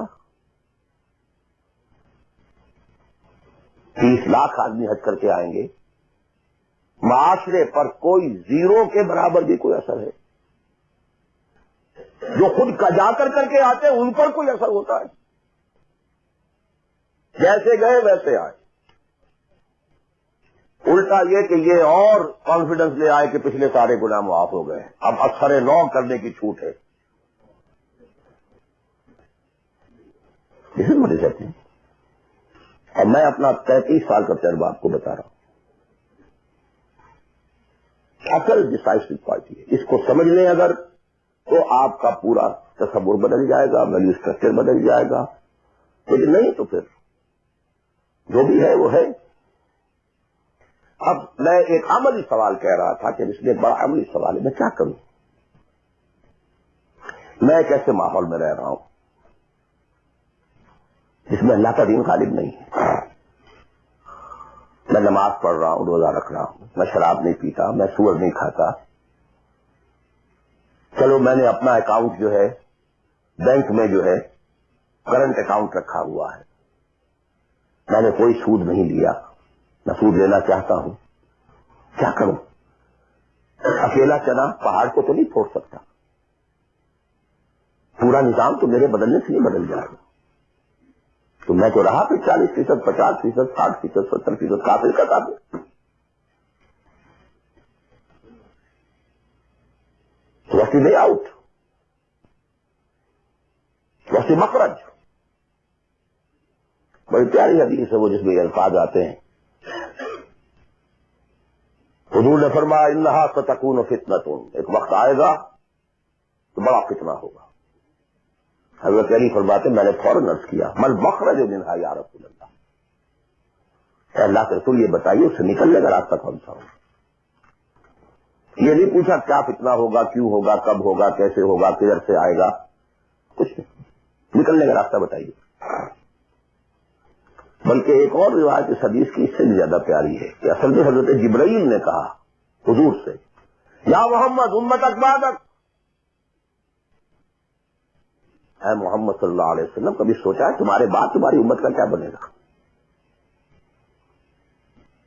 تو حضور پلٹ کر سوال کرتے ہیں مل مخرج منہا یا جبرائیل، تو بہت بڑا پرابلم تم نے اے جبرائیل میرے سامنے رکھا ہے، تو آپ ہی بتائیں اس سے نکلنے کا راستہ کیا؟ قال کتاب اللہ، وہ پوری حدیث پھر وہی ہے، کتاب اللہ فیہ خبر ما قبلکم ونبأ ما بعدکم وحکم ما بینکم وہو ذکر الحکیم وہو صراط المستقیم وہو حبل اللہ المتین۔ اس کا مخرج کیا ہے؟ یہ ہے اصل میں میرے اگر تو یہ بات سمجھ میں آ گئی اس کے لیے تصور سمجھ لیجئے، ہمارے دین میں کفارے کا ایک تصور ہے۔ آپ نے روزہ توڑ دیا، وہ تو ٹوٹ گیا، کیا کروں، جڑ تو نہیں سکتا۔ کب اشکوں سے جڑ سکتا ہے؟ جو ٹوٹ گیا سو ٹوٹ گیا۔ موتی ہو کہ شیشہ جام کے بل، جو ٹوٹ گیا سو ٹوٹ گیا۔ تم ناحق ٹکڑے چن چن کر دامن میں چھپائے بیٹھے ہو، شیشوں کا مسیحا کوئی نہیں، کیا آس لگائے بیٹھے، وہ تو ٹوٹ گیا، لیکن اس کا کفارہ دے دیا گیا۔ یہ کفارہ ہے۔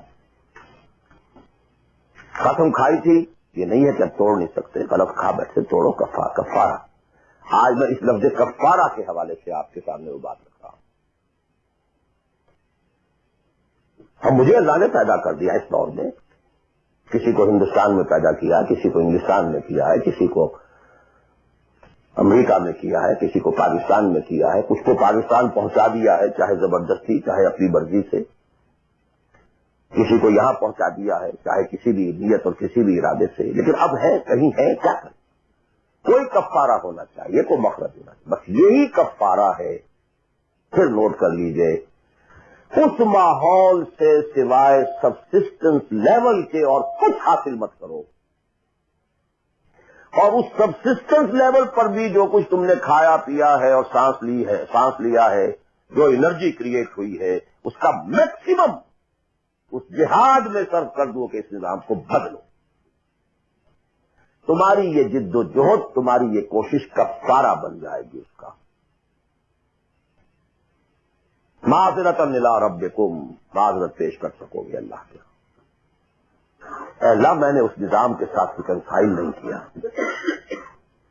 اے اللہ، میں نے اپنی توانائیوں اور اپنی محنتوں سے نہ اپنے لیے کوئی جاگیر بنائی، نہ اپنے لیے جائیداد بنائی۔ اے اللہ، میں کوئی دولت چھوڑ کر نہیں مرا۔ اے اللہ، میں نے اپنے بچوں کو بھی اسی کام کے لیے لگا دیا۔ میں نے ان کی دنیا سے بڑھ کر ان کی عاقبت کی فکر کی ہے۔ نہیں کر سکا، آگے کچھ نہیں ہو سکا تو میں بے بس ہوں۔ حضرت نوح بھی تو بے بس تھے، کیا کر گئے؟ لیکن اگر کسی بھی درجے میں ریکنسیلیشن ہے، کمپیٹیبلٹی ہے، اس کو آپ نے ایکسپٹ کر لیا ہے، اس میں پھلنے پھولنے اور پھیلنے کا بندوبست کر رہے ہیں، you are doomed. Everything will be multiplied by a big zero and will become a zero. یہ ہے جو میں سمجھا۔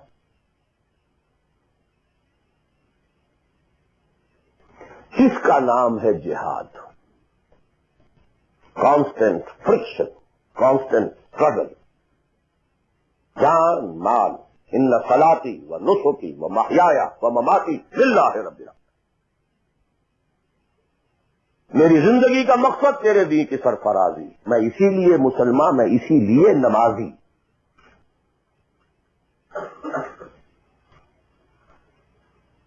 اب وہ آیت آئی، محبت میں اللہ اور اس کے رسول کی محبت کے ساتھ تیسری محبت جوڑ دی گئی،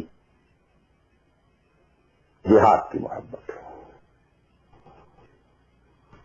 اللہ کی محبت، اس کے رسول کی محبت، اس کے راہ میں جہاد کی محبت، یہ تین محبتیں جتنی بھی ہیں تمہارے اندر، ایک پلڑے میں ڈال لو اور 8 محبتیں دوسرے پٹڑے میں ڈال لو۔ باپ کی محبت، بیٹے کی محبت، بھائی کی محبت، بیوی کی محبت یا شوہر کی محبت، اور رشتے داروں کی محبت، جائیداد کی محبت، کاروبار کی محبت، مال کی محبت۔ 3 قل ان کان آباؤکم وابناؤکم واخوانکم وازواجکم وعشیرتکم واموال اقترفتموها وتجارۃ تخشون کسادها ومساکن ترضونها۔ 8 محبتیں ادھر، احب الیکم من اللہ ورسولہ وجہاد فی سبیلہ۔ اگر یہ 8 محبتیں زیادہ بھاری ہیں تمہارے دل میں اللہ کی محبت سے، اس کے رسول کی محبت سے، اس کی راہ میں جہاد کی محبت سے، فتربصوا، جاؤ دفع ہو جاؤ حتی یاتی اللہ بامرہ، یہاں تک کہ اللہ اپنا فیصلہ سنا دے۔ واللہ لا یہدی القوم الفاسقین، اللہ ایسے ناہنجاروں کو بالکل ہدایت نہیں دیتا۔ You deserve no guidance. کہتے رہیے اللہم اہدنا فیمن ہدیت, پڑھتے جائیے.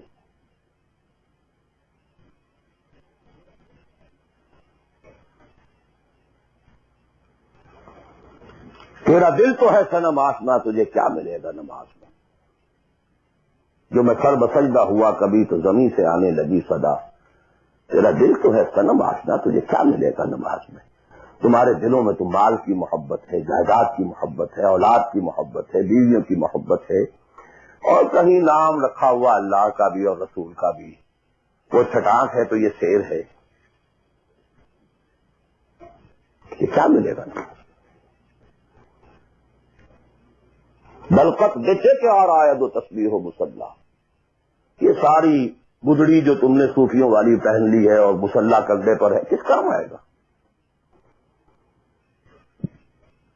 دس از دی کرکس آف دی میٹر. یہ ہے تو سب کچھ ہے, اور یہ نہیں ہے تو کچھ نہیں. اب جہاں تک اس کا تعلق ہے کہ وہ جد و جہد کیسے ہو, کس طرح کی جائے, طریقہ کار کیا ہو, اس میں میں اس وقت نہیں جانا چاہتا. یہ بالکل ڈفرینٹ ایشو ہے.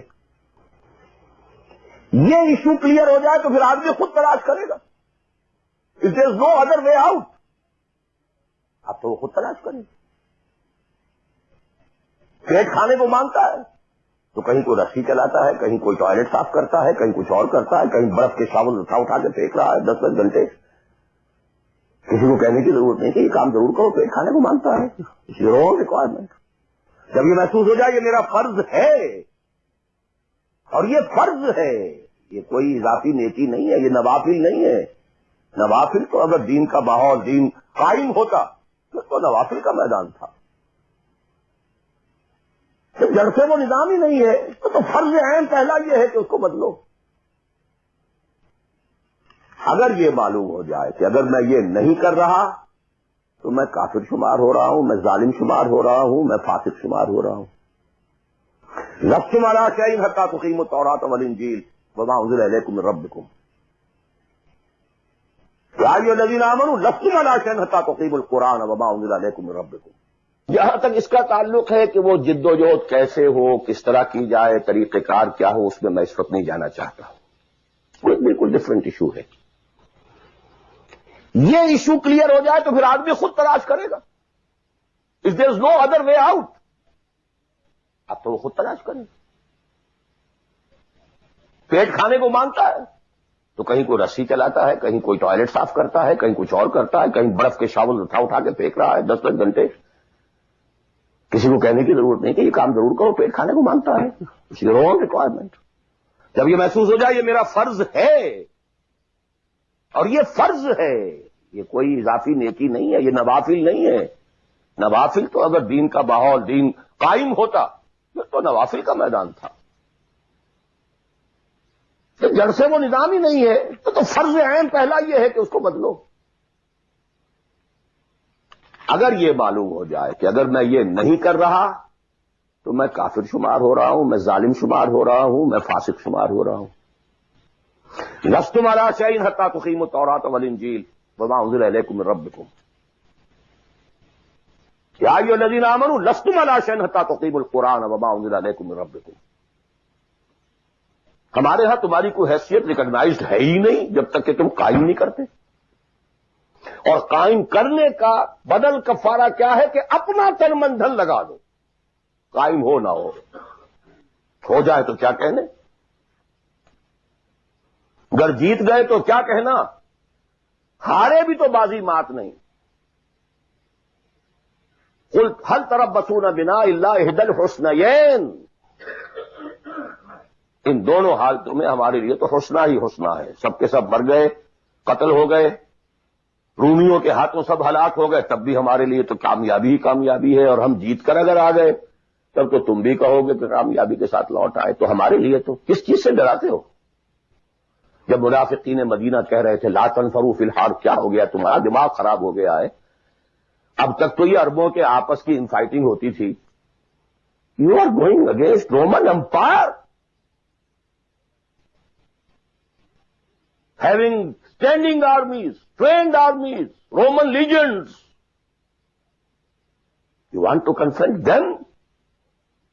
ہوش کے ناخن لو. جواب کیا دیا گیا؟ قل لن یصیبنا الا ما كتب اللہ لنا هو مولانا هل تربصون بنا الا احدى الحسنيين. We don't have to lose anything. ہر حال میں جیت ہے. اگر جیت گئے تو کیا کہنا، اور ہارے بھی تو بازی مات نہیں، سکسیس ہی سکسیس. تو وہ طریقہ کیا ہے، اس کے سٹیجز کیا ہیں، میں نے بہت تفصیل سے، اللہ کا شکر ہے، یہ چیزیں انگریزی میں بھی، میتھڈالوجی کیا ہے، ریولوشن کی میتھڈالوجی کیا ہے. بس یہ کہ جو میں نے کل بھی رات میں بیان کیا تھا کہ اگرچہ دین تمام انبیاء کا ایک رہا، لیکن شریعت و منہاج علیحدہ علیحدہ رہے. شرع لکم من الدین ما وصى به نوح والذی اوحینا الیک وما وصینا به ابراہیم وموسیٰ وعیسیٰ. لیکن وَلِكُلٍّ جَعَلْنَا مِنْكُمْ شِرْعَةً وَمِنْهَاجًا. شریعت سپریٹ، منہاج سپریٹ. ہمارے لیے لازم شریعت محمدی اور منہج محمدی صلی اللہ علیہ وسلم. اس میں ساری نفی ہے. جی حضرت یوسف نے تو یوں کیا تھا، بھائی کیا تھا، وہ تو غیر اسلامی ماحول میں جا کر اور غیر اسلامی حکومت کے اندر انہوں نے ایک بہت اونچا آفس لے لیا تھا. انہوں نے پہلے شرط نہیں لگائی، پہلے ایمان لاؤ پھر میں آ کے تمہارے ہاں یہ کام کروں گا. وہ منہج اور منہاج ہمارے لیے نہیں ہے. لقد كان لكم في رسول الله اسوة حسنة لكل جعلنا منكم شرعة ومنهاجا. اب آپ یہ کہیں کہ صاحب ان کے ہاں تو شراب حرام نہیں تھی، تو نہیں تھی، ہمارے ہاں حرام ہے. سابقہ شریعتوں میں سجدہ تعظیمی حلال تھا، کسی کے سامنے جھک جانا، ہمارے لیے حرام کر دی گئی ہے. شریعت اب محمد کی ہے صلی اللہ علیہ وسلم. بمصطفیٰ برسان کی شرا کے دی ہم اگر بول رسیدی تمام بولا بھی. اسی طرح منہج اور منہاج محمد کا ہوگا صلی اللہ علیہ وسلم. لن يصلح آخر هذه الامہ الا بما صلح به اولها. اس امت کے آخری حصے کی اصلاح نہیں ہو سکے گی مگر صرف اس طریقے سے جس طریقے پر کہ پہلے حصے کی اصلاح ہوئی. اب یہ ہے آپ کے لیے، آپ کی سمجھ ہے، آپ کی صلاحیت ہے، آپ ذہین ہیں، آپ تعلیم یافتہ ہیں. Read between the lines of the seerah. منہج اخذ کیجئے سیرت سے. کیا منہج تھا، کیا میتھڈالوجی، کیسے آپ نے کام شروع کیا، کتنے سٹیجز سے گزرے، کسی ایک سٹیج سے دوسری سٹیج میں جانے کے لیے کیا شرط تھی، کس درجے تک ایک کام اکمپلش ہو جائے تو پھر اگلے درجے پہ قدم رکھا جائے.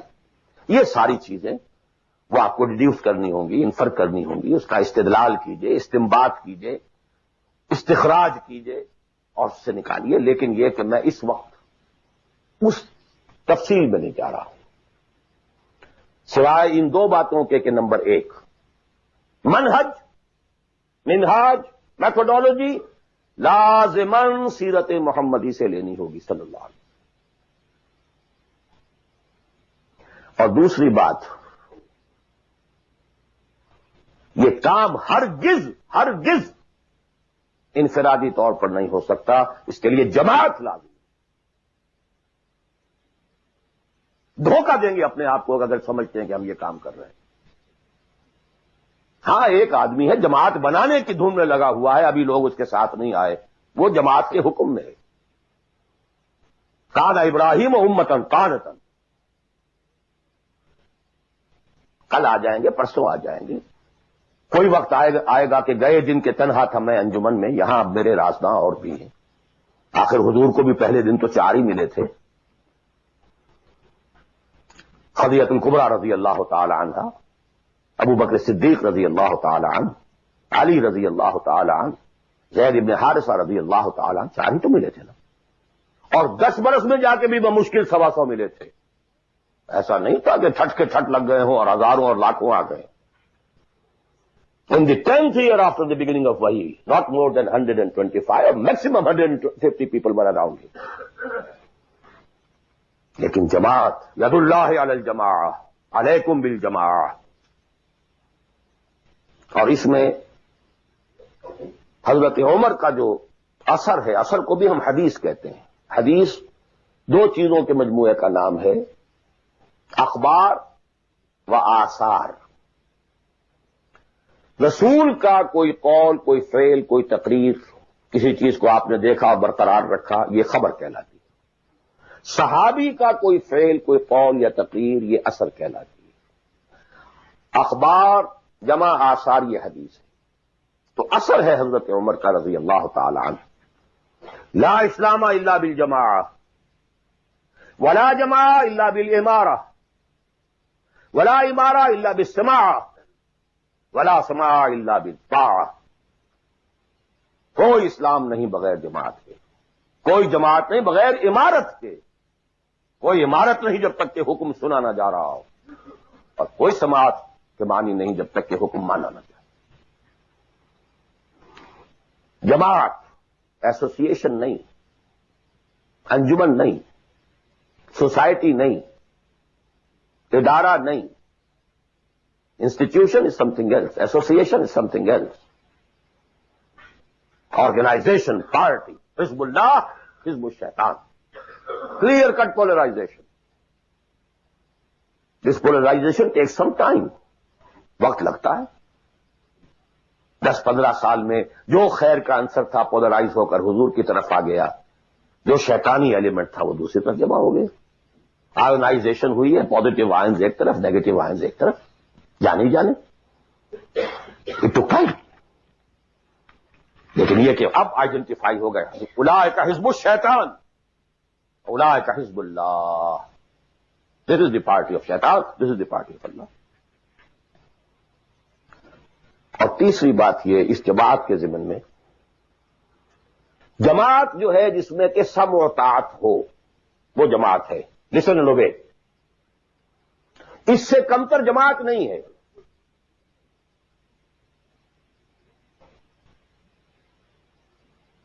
لیکن یہ جماعت مختلف قسم کی ہو سکتی ہے۔ ایک کانسٹیٹیوشنل جماعت ہو سکتی ہے، اس میں کانسٹیٹیوشن کو وہ حیثیت حاصل ہوتی ہے کہ you have to obey it. کوئی اس کا صدر بنتا ہے تو حلف لیتا ہے کہ I will be loyal to this constitution. اب یہ بھی تو ایک جماعت ہے نا، امریکن نیشن ایک جماعت ہے، اس کا ایک کانسٹیٹیوشن ہے۔ صدر آئے گا حلف لے گا، کوئی اور آئے گا حلف لے گا، چیف جسٹس ہوگا حلف لے گا، اس کانسٹیٹیوشن کا، کسی آدمی کا نہیں ہے اس میں حلف۔ Not personal allegiance to anybody. Allegiance to the Constitution. اسی طریقے سے جماعتیں بنے، ان کا دستور ہو، یہ ممبرشپ کی ریکوائرمنٹ ہے، یہ آپ پورا کریں گے ممبر بن جائیں گے، آپ امیر منتخب کریں گے کثرت رائے سے، پھر یہ کہ امیر جو ہے وہ بھی شورا بھی منتخب کریں گے، شورا کی رائے کا وہ پابند ہوگا یا نہیں ہوگا، کس درجے میں ہوگا، کس درجے میں، آپ بنا لیجئے کانسٹیٹیوشن، اور جو شخص بھی شامل ہوگا وہ اس کانسٹیٹیوشن کا حلف اٹھائے گا کہ ابائڈ بائی دس کانسٹیٹیوشن۔ اس قسم کی جتنی جماعتیں ہیں، please take it from me, مباح ہیں، جائز ہیں، حلال ہیں، بشرطے کہ اس میں ڈسپلن ہے، اوبیڈینس ہے۔ دی اونلی ڈفرنس از کہ اس میں اوبیڈینس یا ڈسپلن کسی فرد کے ساتھ ایلیجینس پر نہیں ہے، بلکہ ایک کانسٹیٹیوشن کے ساتھ ایلیجینس پر ہے۔ But you have to obey, listen and obey, can't go beyond that constitution۔ تو مباح اور حلال اور جائز ہر وہ جماعت ہے، خواہ کسی بنیاد پر بنی ہوئی ہو، جس میں ڈسپلن ہے اور سمع و طاعت ہے، listen and obey ہے۔ لیکن منسوس، مسنون، معصور، یہ تین الفاظ، منسوس وہ شے ہے کہ جس کا ذکر قرآن اور حدیث میں ہو، نص یہ ہے ہماری۔ مسنون وہ شے ہے جس پر حضور نے عمل کیا ہو، معصور وہ شے ہے جس پر کہ آپ کے بعد بھی ہماری امت کے لوگوں نے عمل کیا ہے۔ صرف ایک طریقہ ہے اور وہ ہے پرسنل بیعت کا، شخصی بیعت، allegiance to a person, that is called bay'ah. ہمارے ہاں حضور نے لی تو بیعت لی، حالانکہ آپ نبی تھے، رسول تھے، آپ کی اطاعت تو کرنی ہی کرنی تھی، اس کا کوئی سوال ہی پیدا نہیں ہوتا، کسی اور ایڈیشنل فارمل کسی ایگریمنٹ کی کوئی ضرورت ہی نہیں۔ But he had to leave some uswa for the ummah. اگر یہ نہ ہوتا تو بعد میں والوں کے لیے بعد میں تو کوئی نبی تو نہیں آنا، رسول تو نہیں آنا، اس وقت کہاں سے آتا پھر؟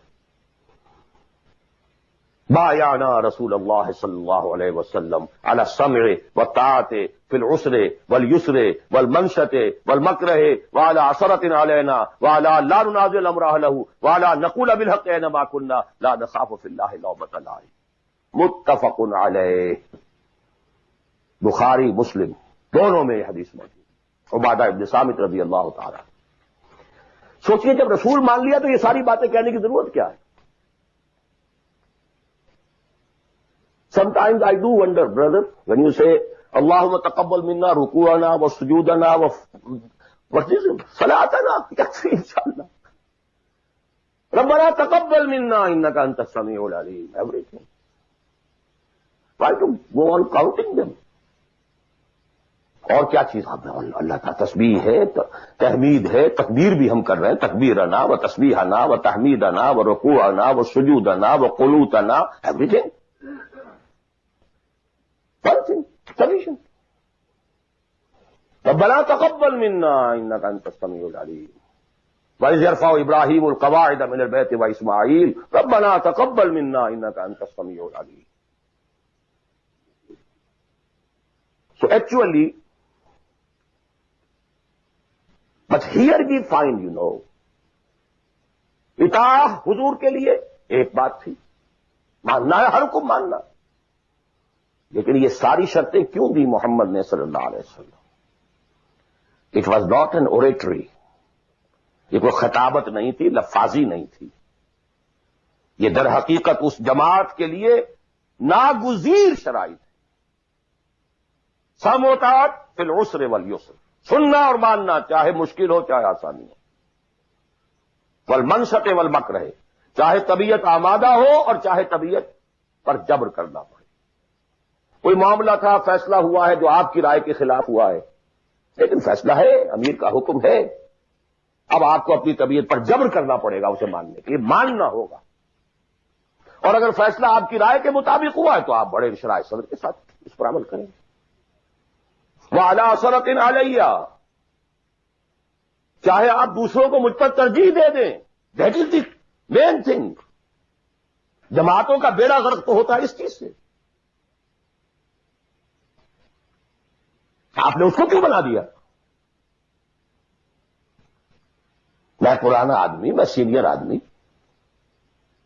آپ نے زید ابن حارثہ کو بنا دیا. یہ تو آزاد شدہ غلام ہے. بڑے بڑے جلیل القدر جو ہیں قریش کے سردار اس کے تحت جائیں گے. حضور کا چچا زاد بھائی ساتھ ہے. زید شہید ہوئے ہیں، جعفر طیار رضی اللہ تعالی عنہ، ابن ابی طالب، ہی واز انڈر ہم. پھر آخری لشکر میں آپ نے اسامہ کو بنا دیا، اور ستم بالائے ستم. ینگ مین، اس کی کمانڈ میں آپ دے رہے ہیں کبار صحابہ کو. No, it's your prerogative. To whomsoever you give the office, it's your prerogative. We are not going to question. کبھی نہیں آپ پر اعتراض کریں گے. علی عثرۃ علینا، آپ جس کو چاہیں ہم پر ترجیح دیں. لا ننازع الامر اہلہ، جس کو آپ ذمہ دار امیر بنا دیں گے اس سے جھگڑیں گے نہیں، کوآپریٹ کریں گے. وَلَا نَقُولَ بِالْحَقِّ أَيْنَمَا كُنَّا لَا نَخَافُ فِي اللَّهِ لَوْمَةَ لَائِمٍ. البتہ جہاں بھی ہوں گے حق بات کہیں گے، جو اپنی رائے ہے وہ ضرور دیں گے، زبان اپنی بند نہیں کریں گے کہ خام خواہ کوئی مذاق اڑے گا میں نے یہ بات کہہ دی. نہیں، I won't with hold my opinion. وہ میں بیان کروں. کمپلیٹ کانسٹیٹیوشن آف حزب اللہ، ایک حدیث میں. بہرحال اب آخری بات کی طرف میں آ رہا ہوں. ذرا پھر گن لیجئے کہاں سے ہم چلے تھے. 100 بات کی ایک بات، ہاتھی کے پاؤں میں سب کے پاؤں، ایک لفظ عبادت پورا کر دو، نجات بھی ہے، فوز بھی ہے، فلاح بھی ہے، سب کچھ.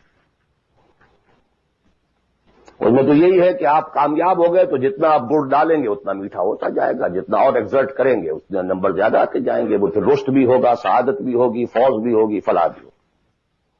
بٹ منیمم نجات. عبادت کے دو اجزاء لازم، جسم کے مانند ویزیبل جز ٹوٹل اوبیڈینس، روح کے مانند اس کی اصل اسپرٹ اللہ کی محبت۔ اوبیڈینس اور محبت میں اللہ اور رسول دونوں یکجا، نظری طور پر اللہ اول رسول ثانی، عملاً رسول اول اللہ ثانی۔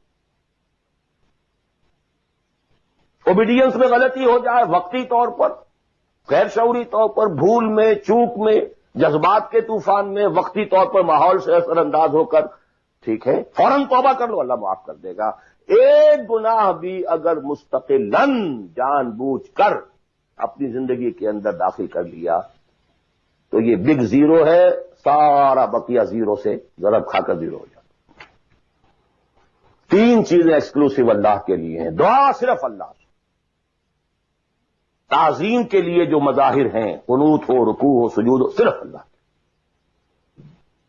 اخلاص اور احتساب، مقصد ہو آپ کا اللہ کی رضا اور جزا بھی صرف اسی سے، یہ ایکسکلوسیو اللہ کے لیے تھی۔ اس کے بعد ہم نے کہا کہ انفرادی اور اجتماعی یہ مختلف دائرے ہوتے ہیں۔ انفرادی آدمی کر سکتا ہے، چاہے دقت آتی ہے کر سکتا ہو، چاہے بھوک آ جائے، فاقہ آ جائے، جان پر بن جائے، کر سکتا ہو، یہ ایک دائرہ ہے۔ نہیں کر رہا تو ناہنجار ہے۔ اور ایک حصہ وہ ہے جو کر ہی نہیں سکتا جب تک کہ نظام نہ بدلے، اور اس میں ویرینگ پروپورشنز رہیں گی۔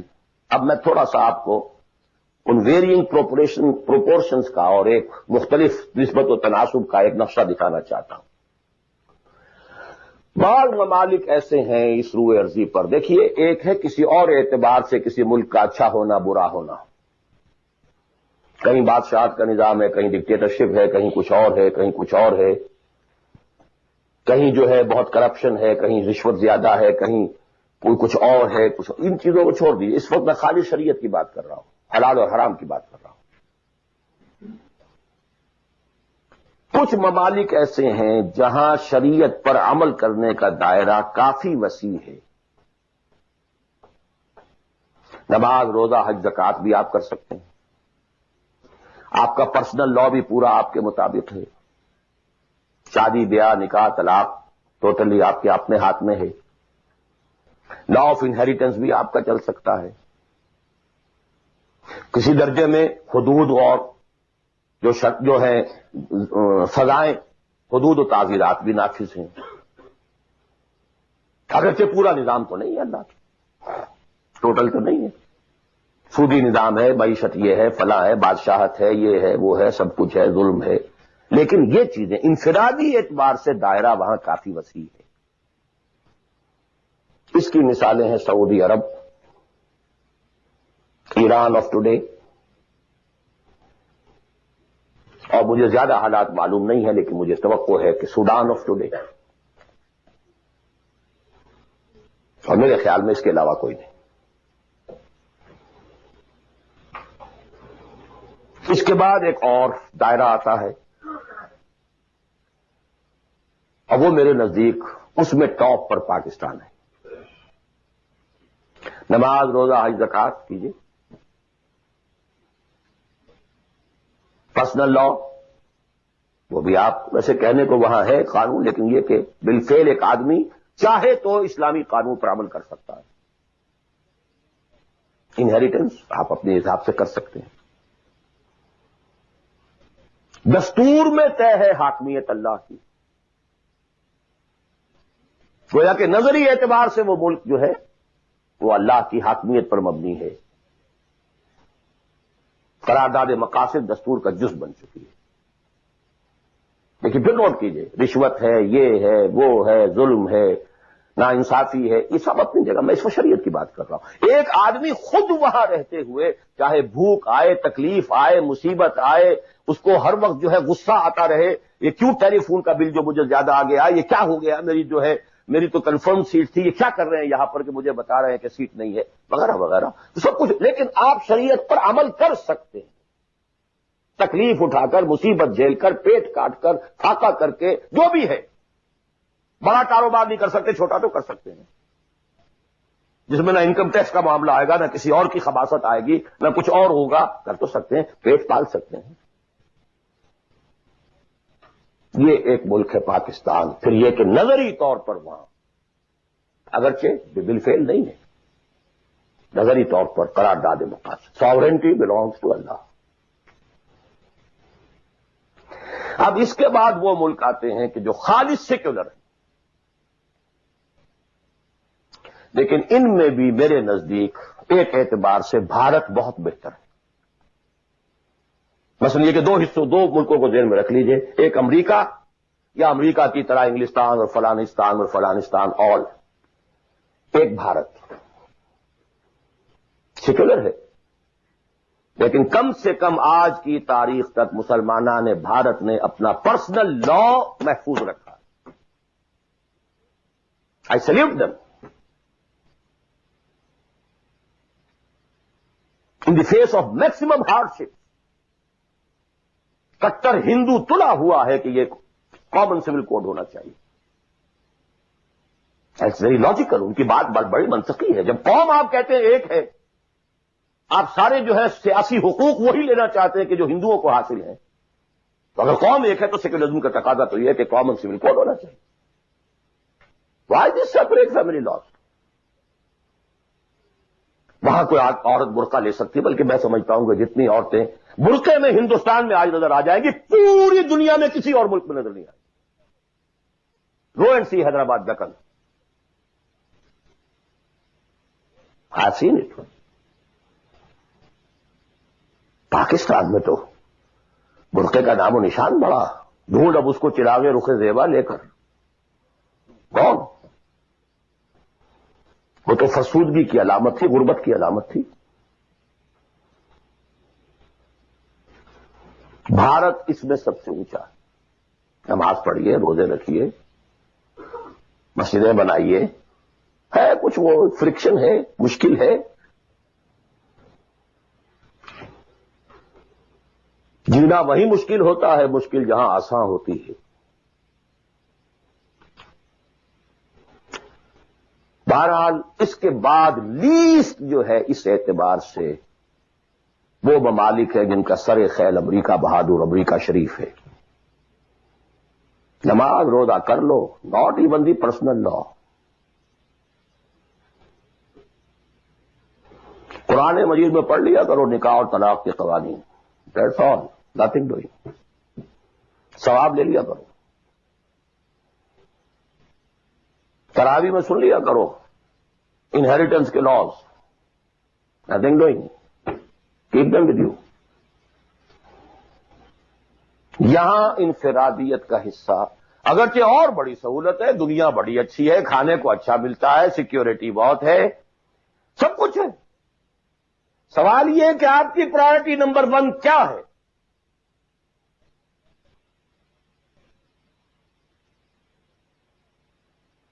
تو بائی چوائس اگر کسی کا مسئلہ ہے تو میرے نزدیک وہ بڑا مخدوش ہے۔ ایک شخص پیدا ہی یہاں ہوا ہے، وہ بات اور ہے بالکل۔ وہ تو ایسے ہی جیسے حضور مکے میں پیدا ہوئے، کفر کفر تھا۔ اسٹرگل کریں، کوشش کریں، جد و جہد کریں، اسی جد و جہد میں جان دے دیں، you are successful. But by choice جہاں زیادہ دین کا حصہ ہے اس کو چھوڑ کر جہاں کم حصہ ہے وہاں آنا، اور کس لیے آنا؟ فار بیٹر لائف،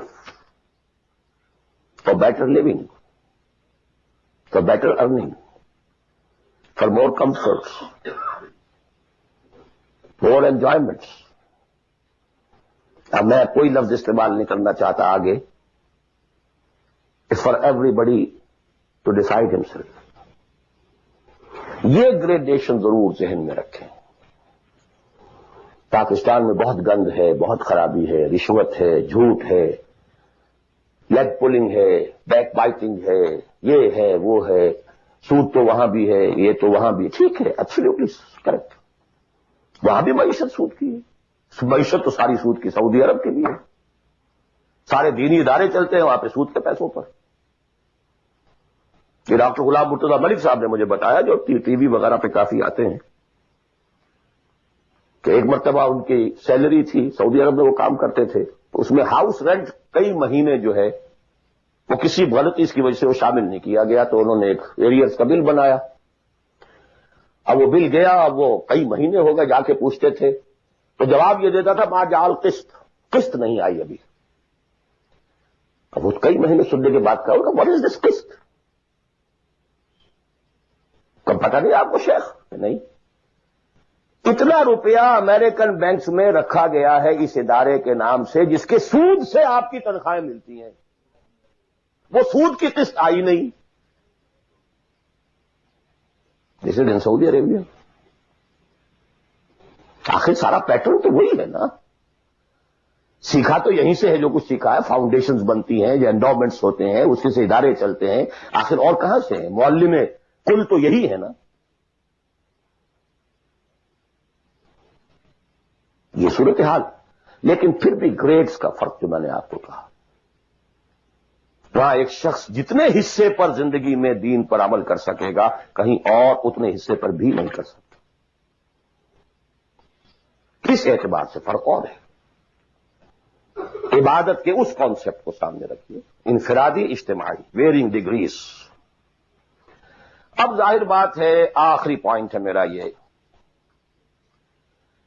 جتنی حالت خراب ہے اتنی ہی شدید محنت درکار ہوگی اور اتنا ہی زیادہ ثواب ملے گا۔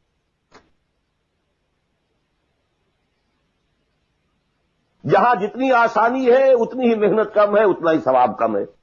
یہ آج رات کو جب ہم سورہ حدید پڑھیں گے تو اس میں بات آ جائے گی۔ لا يستوی منکم من انفق من قبل الفتح وقاتل اولئک اعظم درجۃ من الذین انفقوا من بعد وقاتلوا وکلا وعد اللہ الحسنی۔ لہذا حالات کی نامساعدگی، حالات خراب ہیں، یہ پرابلمز ہیں، یہ تو آپ کے لیے موقع کو زیادہ بڑھا رہے ہیں۔ You can earn more. Only you have to make a decision. What is your priority number one?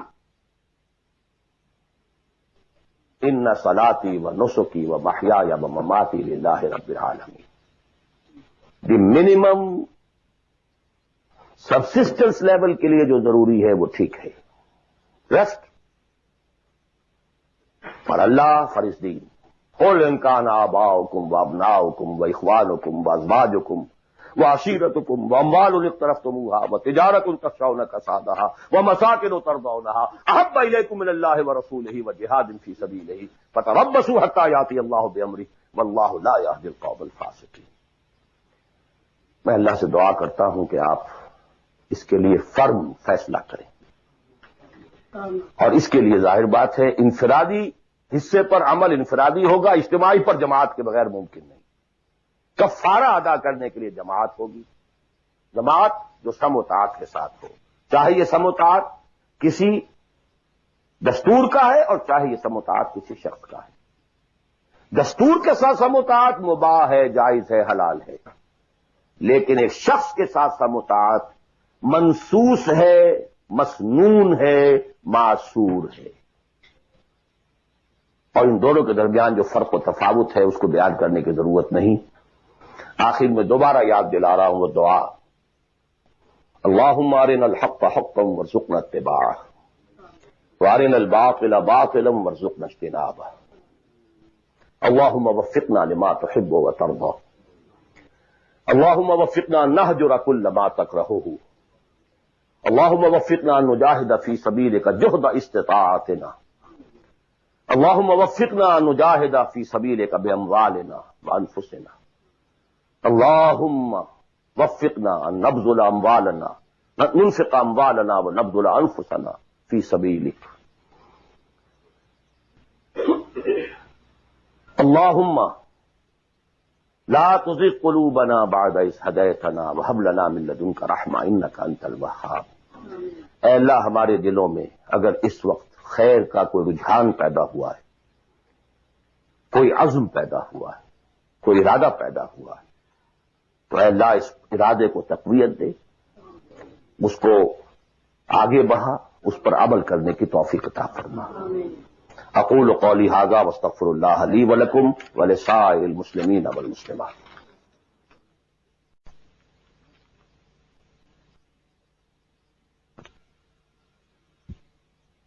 Direct ایک شے فی نفس ہی حرام ہے، نجس ہے۔ ایک شخص کھا تو رہا ہے بکری کا گوشت، بکری بھی اس نے خود خریدی، خود ذبح کیا، صحیح تکبیر پڑھی، سب کچھ کیا، لیکن وہ بکری خریدی تھی اس نے کسی کی جیب کاٹ کے، تو کیا کھا رہا ہے؟ حرام۔ بکری کا گوشت ہے، حرام۔ اس کو آپ آرگومنٹ کو بلڈ کیجیے۔ میں نے جو کچھ آج کہا ہے، باطل کے غلبے کے تحت زندگی گزارنا حرام ہے، الا یہ کہ آپ کی پوری توانائی اس کو بدلنے کے لیے صرف ہو رہی ہے۔ دس از دی کرس آف دی میٹر۔ باقی تو اب ڈگریز کا فرق ہے، کوئی 50% حرام ہے، کوئی 60% ہے، کوئی 30% ہے، کوئی 100% ہے۔ سانس لینا حرام ہے۔ If you have reconciled with it, your very life is haram۔ باقی سب ڈگریز کا معاملہ ہو جائے گا۔ اب کوئی شخص بینک کی سروس کر رہا ہے، کوئی شخص بینک سے اوور ڈرافٹ لے کے بزنس چلا رہا ہے، کوئی ایک ایسی فرم کے اندر اکاؤنٹنٹ کی حیثیت سے کام کر رہا ہے کہ جس میں بینک کا اوور ڈرافٹ بھی ہے، سب کچھ ہے، وہ انٹریز بھی پاس کر رہا ہے، لکھ بھی رہا ہے۔ کوئی شخص بیچارہ مزدور ہے، اس کارخانے میں کام کر رہا ہے کہ جو چل ہی رہا ہے اوور ڈرافٹ کے اوپر، بینک کے اوپر۔ اب یہ آپ سمجھیے کہ ایک گریڈیشن تو ہوتی چلی جائے گی۔ کوئی کچھ بھی نہیں کر رہا، سانس لے رہا ہے، تو حضور نے فرمایا کہ ایک زمانہ آئے گا کہ انسان سود سے جو بچ بھی جائے گا، سود کے دخان اور بخار سے نہیں بچ سکے گا۔ ہی ہیز ٹو انہیل، سانس تو لینا ہے اسے، اور سانس کے ساتھ اس کا سود جائے گا۔ گندم کے ہر دانے کے اندر سود ہوگا تو کیا کرے گا؟ وہ ہے نظام کا معاملہ، اور آج دنیا میں ہم اس جگہ پہنچ گئے ہیں۔ نظام کی گرفت اتنی اسٹرانگ ہو گئی ہے، انڈیویجول کی حیثیت بالکل نہ ہونے کے برابر ہے۔ بہت کنٹریکٹ ہو گیا ہے، بہت محدود ہو گیا ہے انفرادی آزادی کا دائرہ، نظام۔ جی اور کوئی بات؟ جی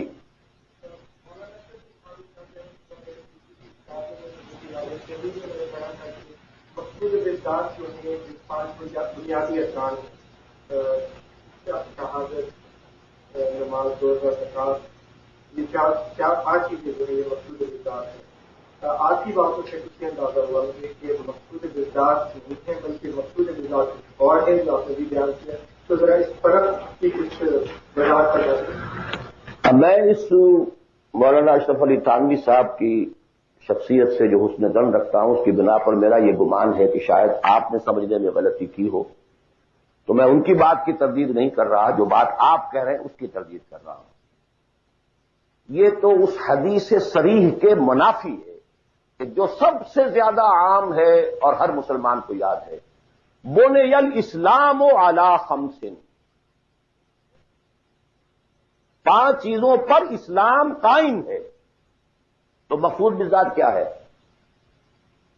اسلام یا نماز، روزہ، حج و زکات؟ اسلام۔ There are pillars and pillars are there to support the roof. The roof is Islam، عبادت۔ ادخلوا فی السلم کافہ، اعبدوا اللہ۔ اسلام، عبادت، اطاعت، یہ سب کے سب جو ہیں در حقیقت اس کے پلرز ہیں، ارکان اسلام ہیں۔ لوگ کہتے ہیں ستون کو، ستونوں پر عمارت کھڑی ہے۔ بنی الاسلام علی 5، these are the supports۔ بدقسمتی یہ ہے کہ جب دین کی بجائے ہمارا ذہن مذہب کا ہو گیا، اس کے بعد سے ساری توجہ ان سپورٹس پر ہے، ارکان پر ہے، اور چھت کی جگہ چھوٹی سی ایک جو سیلنگ لگا رکھی ہے ہم نے، بس شراب حرام ہے، سور حرام ہے، سود وود چلتے جاؤ، جانے دو۔ وہ جو کراچی میں وہ بس والے کہتے ہیں جانے دو، باقی سب ٹھیک ہے، بس یہ کہ سود نہیں، یہ سور نہیں کھانا، سود کھاؤ۔ دال اور رے کا فرق ہے سر۔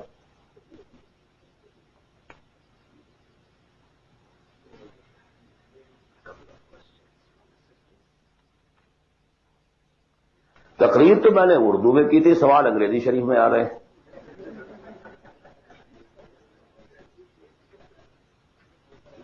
اب یہ وہی گوشت کے احکام شروع ہو گئے ہیں۔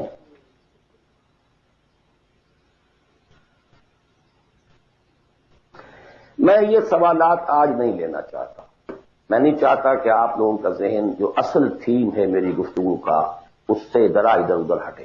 جی آپ کی بہت سی تصویروں میں پہلے بھی میں نے سنا ہے کہ آپ نے پرفیس کیا ہے کہ یہاں کی بجائے آپ پاکستان میں جو اسلامی نظام کو برپا کرنے کے لیے پرفیس کرتے ہیں، لیکن بہت سے علماء کے دوسرے جو اس میں مولانا یوسف اسلائی صاحب بھی اور دوسرے بھی ہیں وہ اس چیز کو کہتے ہیں کہ جو لوگ یہاں آ گئے ہیں یہ اللہ تعالیٰ کا ایک پروگرام تھا جس کے تحت اس نے ان کو یہاں پہنچایا ہے، اور ان کا یہ کام ہے کہ یہاں اس کام کو جس طرح بھی ہو سکتا ہے آگے لے کے چلیں. اور جو لوگ چلے ہیں اس میں الحمدللہ بہت زیادہ فلاح کی جو ہے کام سے آگے بڑھے ہیں یا مسلم ہوئے. اس کے متعلق مولانا آپ کی کیا کیا خیال ہے؟ یہ سوال ریکارڈ ہو گیا ہوگا یا نہیں ہوا ہوگا؟ تو چلیے جواب سے سمجھ میں آ جائے گا کہ سوال کیا ہے. دیکھیے، میں نے ایک بات عرض کی تھی، جو شخص کہیں پیدا ہوا ہے اس کے اوپر پہلی ذمہ داری اسی جگہ کی. اسی جگہ کی زبان کو وہ صحیح سمجھتا ہے، صحیح بولتا ہے، اسی زبان میں وہ صحیح کمیونیکیٹ کر سکتا ہے. یہ ہے شریعت کا مستقل اصول. اب اگر کوئی یہاں پیدا ہوا ہے، چاہے اس کے والدین آ گئے تھے یہاں پر لیکن وہ تو پیدا یہیں ہوا ہے، اس کے اور جو یہاں کے نیٹو امریکنز ہیں ویدر بلیک اور وائٹ کوئی فرق نہیں ہے. آنا نہ آنے کا فیصلہ جو بھی تھا وہ ان کا نہیں ہے، وہ ان کے والدین کا تھا. اور جہاں وہ ہے وہیں انہیں کام کرنا، یہی کام کرنا ہے. طے یہاں پر بھی ہو جائے گا کہ یہاں پر بھی وہی ریشو پروپورشن وہی ہو، پرائرٹیز وہی ہو. یہ فیصلہ اب ہر شخص خود کر سکتا ہے کہ میرے ہاں واقعتاً ریشو پروپورشن کیا ہے. بل الانسان علی نفسہ بصیرہ ولو القی معاذیرہ. آپ میری زبان بند کر سکتے ہیں اپنے جوابات کے ذریعے سے، آپ کا دل بتا دے گا کہ آپ کی ریشو پروپورشن پر کیا ہے. اگر ریشو پروپورشن درست ہے تو یہاں پر بھی اور کسی اور جگہ پر بھی بالکل برابر ہے، کوئی فرق نہیں. ایبسولوٹلی دو. البتہ ایک اور چیز یہ ہے کہ کہاں آپ دیکھتے ہیں کہ فرض کیجئے کسی شخص کی ریشو پروپورشن ٹھیک ہو گئی کہ مجھے جینا ہے مرنا ہے اسلام کے لیے. اب وہ فیزیبلٹی رپورٹ دیکھتا ہے کہ میرے پاس جو ٹائم ہے، میرے پاس جو وقت ہے، میرے پاس جو صلاحیت ہے، اس کا بہترین میکسیمم آؤٹ پٹ کہاں ہو سکتا ہے. یہ ایک بالکل دوسری بات ہے. For people belonging to Pakistan the maximum benefit can be in Pakistan, not here. یہ بالکل دوسری بات ہے. آپ کے بھائی بند وہاں، آپ کے بیک گراؤنڈ کو جاننے والے وہاں، آپ کی اخلاقی جو ہے ذمہ داری وہاں کی، وہاں کی آپ کی پیدائش ہے، وہاں کی آپ کی بنیادی تعلیم تھی، یہ اپنی جگہ پر ہے. اور دوسرے یہ کہ جو بھی ہمیں اطلاعات ملی ہے حضور صلی اللہ علیہ وسلم سے، اس سے یہی نظر آتا ہے کہ اسی ریجن میں اسلام کا بول بالا ہوگا. لیکن ظاہر بات ہے یہ میں امریکن سے نہیں کہہ رہا ہوں، میں عربوں سے نہیں کہہ رہا ہوں، جو بلیک امریکنز ہو یا وائٹ امریکن ان سے نہیں کہہ رہا ہوں. تو یہاں کے کام کریں، کیا پتا اللہ تعالیٰ اس سرزمین کو پسند کر لیں. بہرحال جو یہاں آ گئے کسی وجہ سے آئے، اب اس کو بھی چھوڑ دیجیے، وہ ماضی کا ہے. ان کے لیے یا تو اگر تو طے کر لیں کہ اب حقیقت میں چاہے فاقہ آئے چاہے کچھ ہو ہمیں کام یہ کرنا ہے، تو پھر تو میں پاکستانیوں کے لیے تو پریفر کرتا ہوں، اسپیشلی دی فرسٹ جنریشن، وہ اپنی اگلی جنریشن یہاں سے بڑھوا دیں کام اور آئیں واپس. ان کے بھانجے بھتیجے اور بھائی اور سالے اور بہنوئی سارے وہاں رہتے ہیں، بہتوں کے ماں باپ بھی وہاں پر ہیں. And we have much at stake over there. The only country in the whole of the world which was founded in the name of Islam. Maulana Abul Kalam آزاد تک کا کہنا یہ، حالانکہ وہ پاکستان کے بہت مخالف تھے، لیکن پاکستان بننے کے بعد انہوں نے کہا اب پاکستان کے ساتھ اسلام کی عزت وابستہ ہے. تکبیر، اللہ اکبر، تکبیر، اللہ اکبر. یہ نہیں. اسی طرح مولانا مدنی رحمۃ اللہ علیہ نے فرمایا، حالانکہ پاکستان کے شدید مخالف تھے، دابھیل تشریف لائے ہوئے تھے وہ، وہاں کسی نے چھیڑ دیا وہ، پارٹیشن کے کچھ عرصے کے بعد کی بات ہے. پاکستان کے بارے میں کیا خیال ہے، وہ سمجھ گیا کہ یہ کیا چاہتا ہے مجھ سے. انہوں نے کہا کہ بھائی مسجد کے تعمیر ہونے سے پہلے اختلاف ہو سکتا ہے کہ یہ جگہ صحیح ہے یا نہیں ہے، کیا سائز ہونا چاہیے، کیا بننا چاہیے. مسجد بننے کے بعد مسجد مسجد ہے، اس کی حفاظت ہر صاحب ایمان کا فرض ہے۔ ہمیں اختلاف تھا، پہلے تھا، یہ مولانا مدنی کہتے ہیں، اور یہ مولانا محمد مالک کاندھلوی، وہ بھی اب فوت ہو چکے، انہوں نے ہماری قرآن کانفرنس کے اندر یہ جب قول سنایا، میں چیخ پڑا، میں نے کہا مولانا کہاں آپ یہ چیزیں چھپا کر بیٹھے ہوئے ہیں؟ پاکستانی تو سب کے سب آج بھی گالیاں دیتے ہیں مولانا مدنی کو، آپ نے بتایا نہیں یہاں پر کہ مولانا مدنی کا تو یہ موقف تھا پاکستان بننے کے بعد، پہلے اختلاف تھا، ٹھیک ہے۔ بہرحال جہاں تک میرا معاملہ ہے، سمجھ لیجیے کہ میں اصولی اعتبار سے دنیا میں کہیں بھی یہ کام کوئی بھی ہو کرے، ٹھیک ہے، لیکن یہ کہ پرائرٹیز یہ ہو، اس کی شکل یہ ہو، یہ انگلی کٹا کے شہیدوں میں نام نہ لکھوایا جا رہا، صرف تھوڑی سی کلچرل ایکٹیویٹی اور کچھ کمیونٹی ورک اور کچھ یہ اور کچھ وہ، کچھ سوشلائزیشن، دس از دعویٰ۔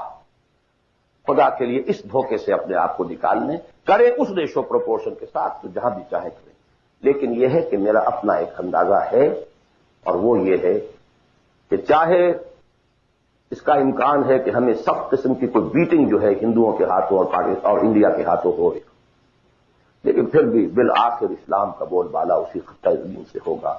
اقول قول ھذا واستغفر اللہ لی ولکم ولسائر المسلمین۔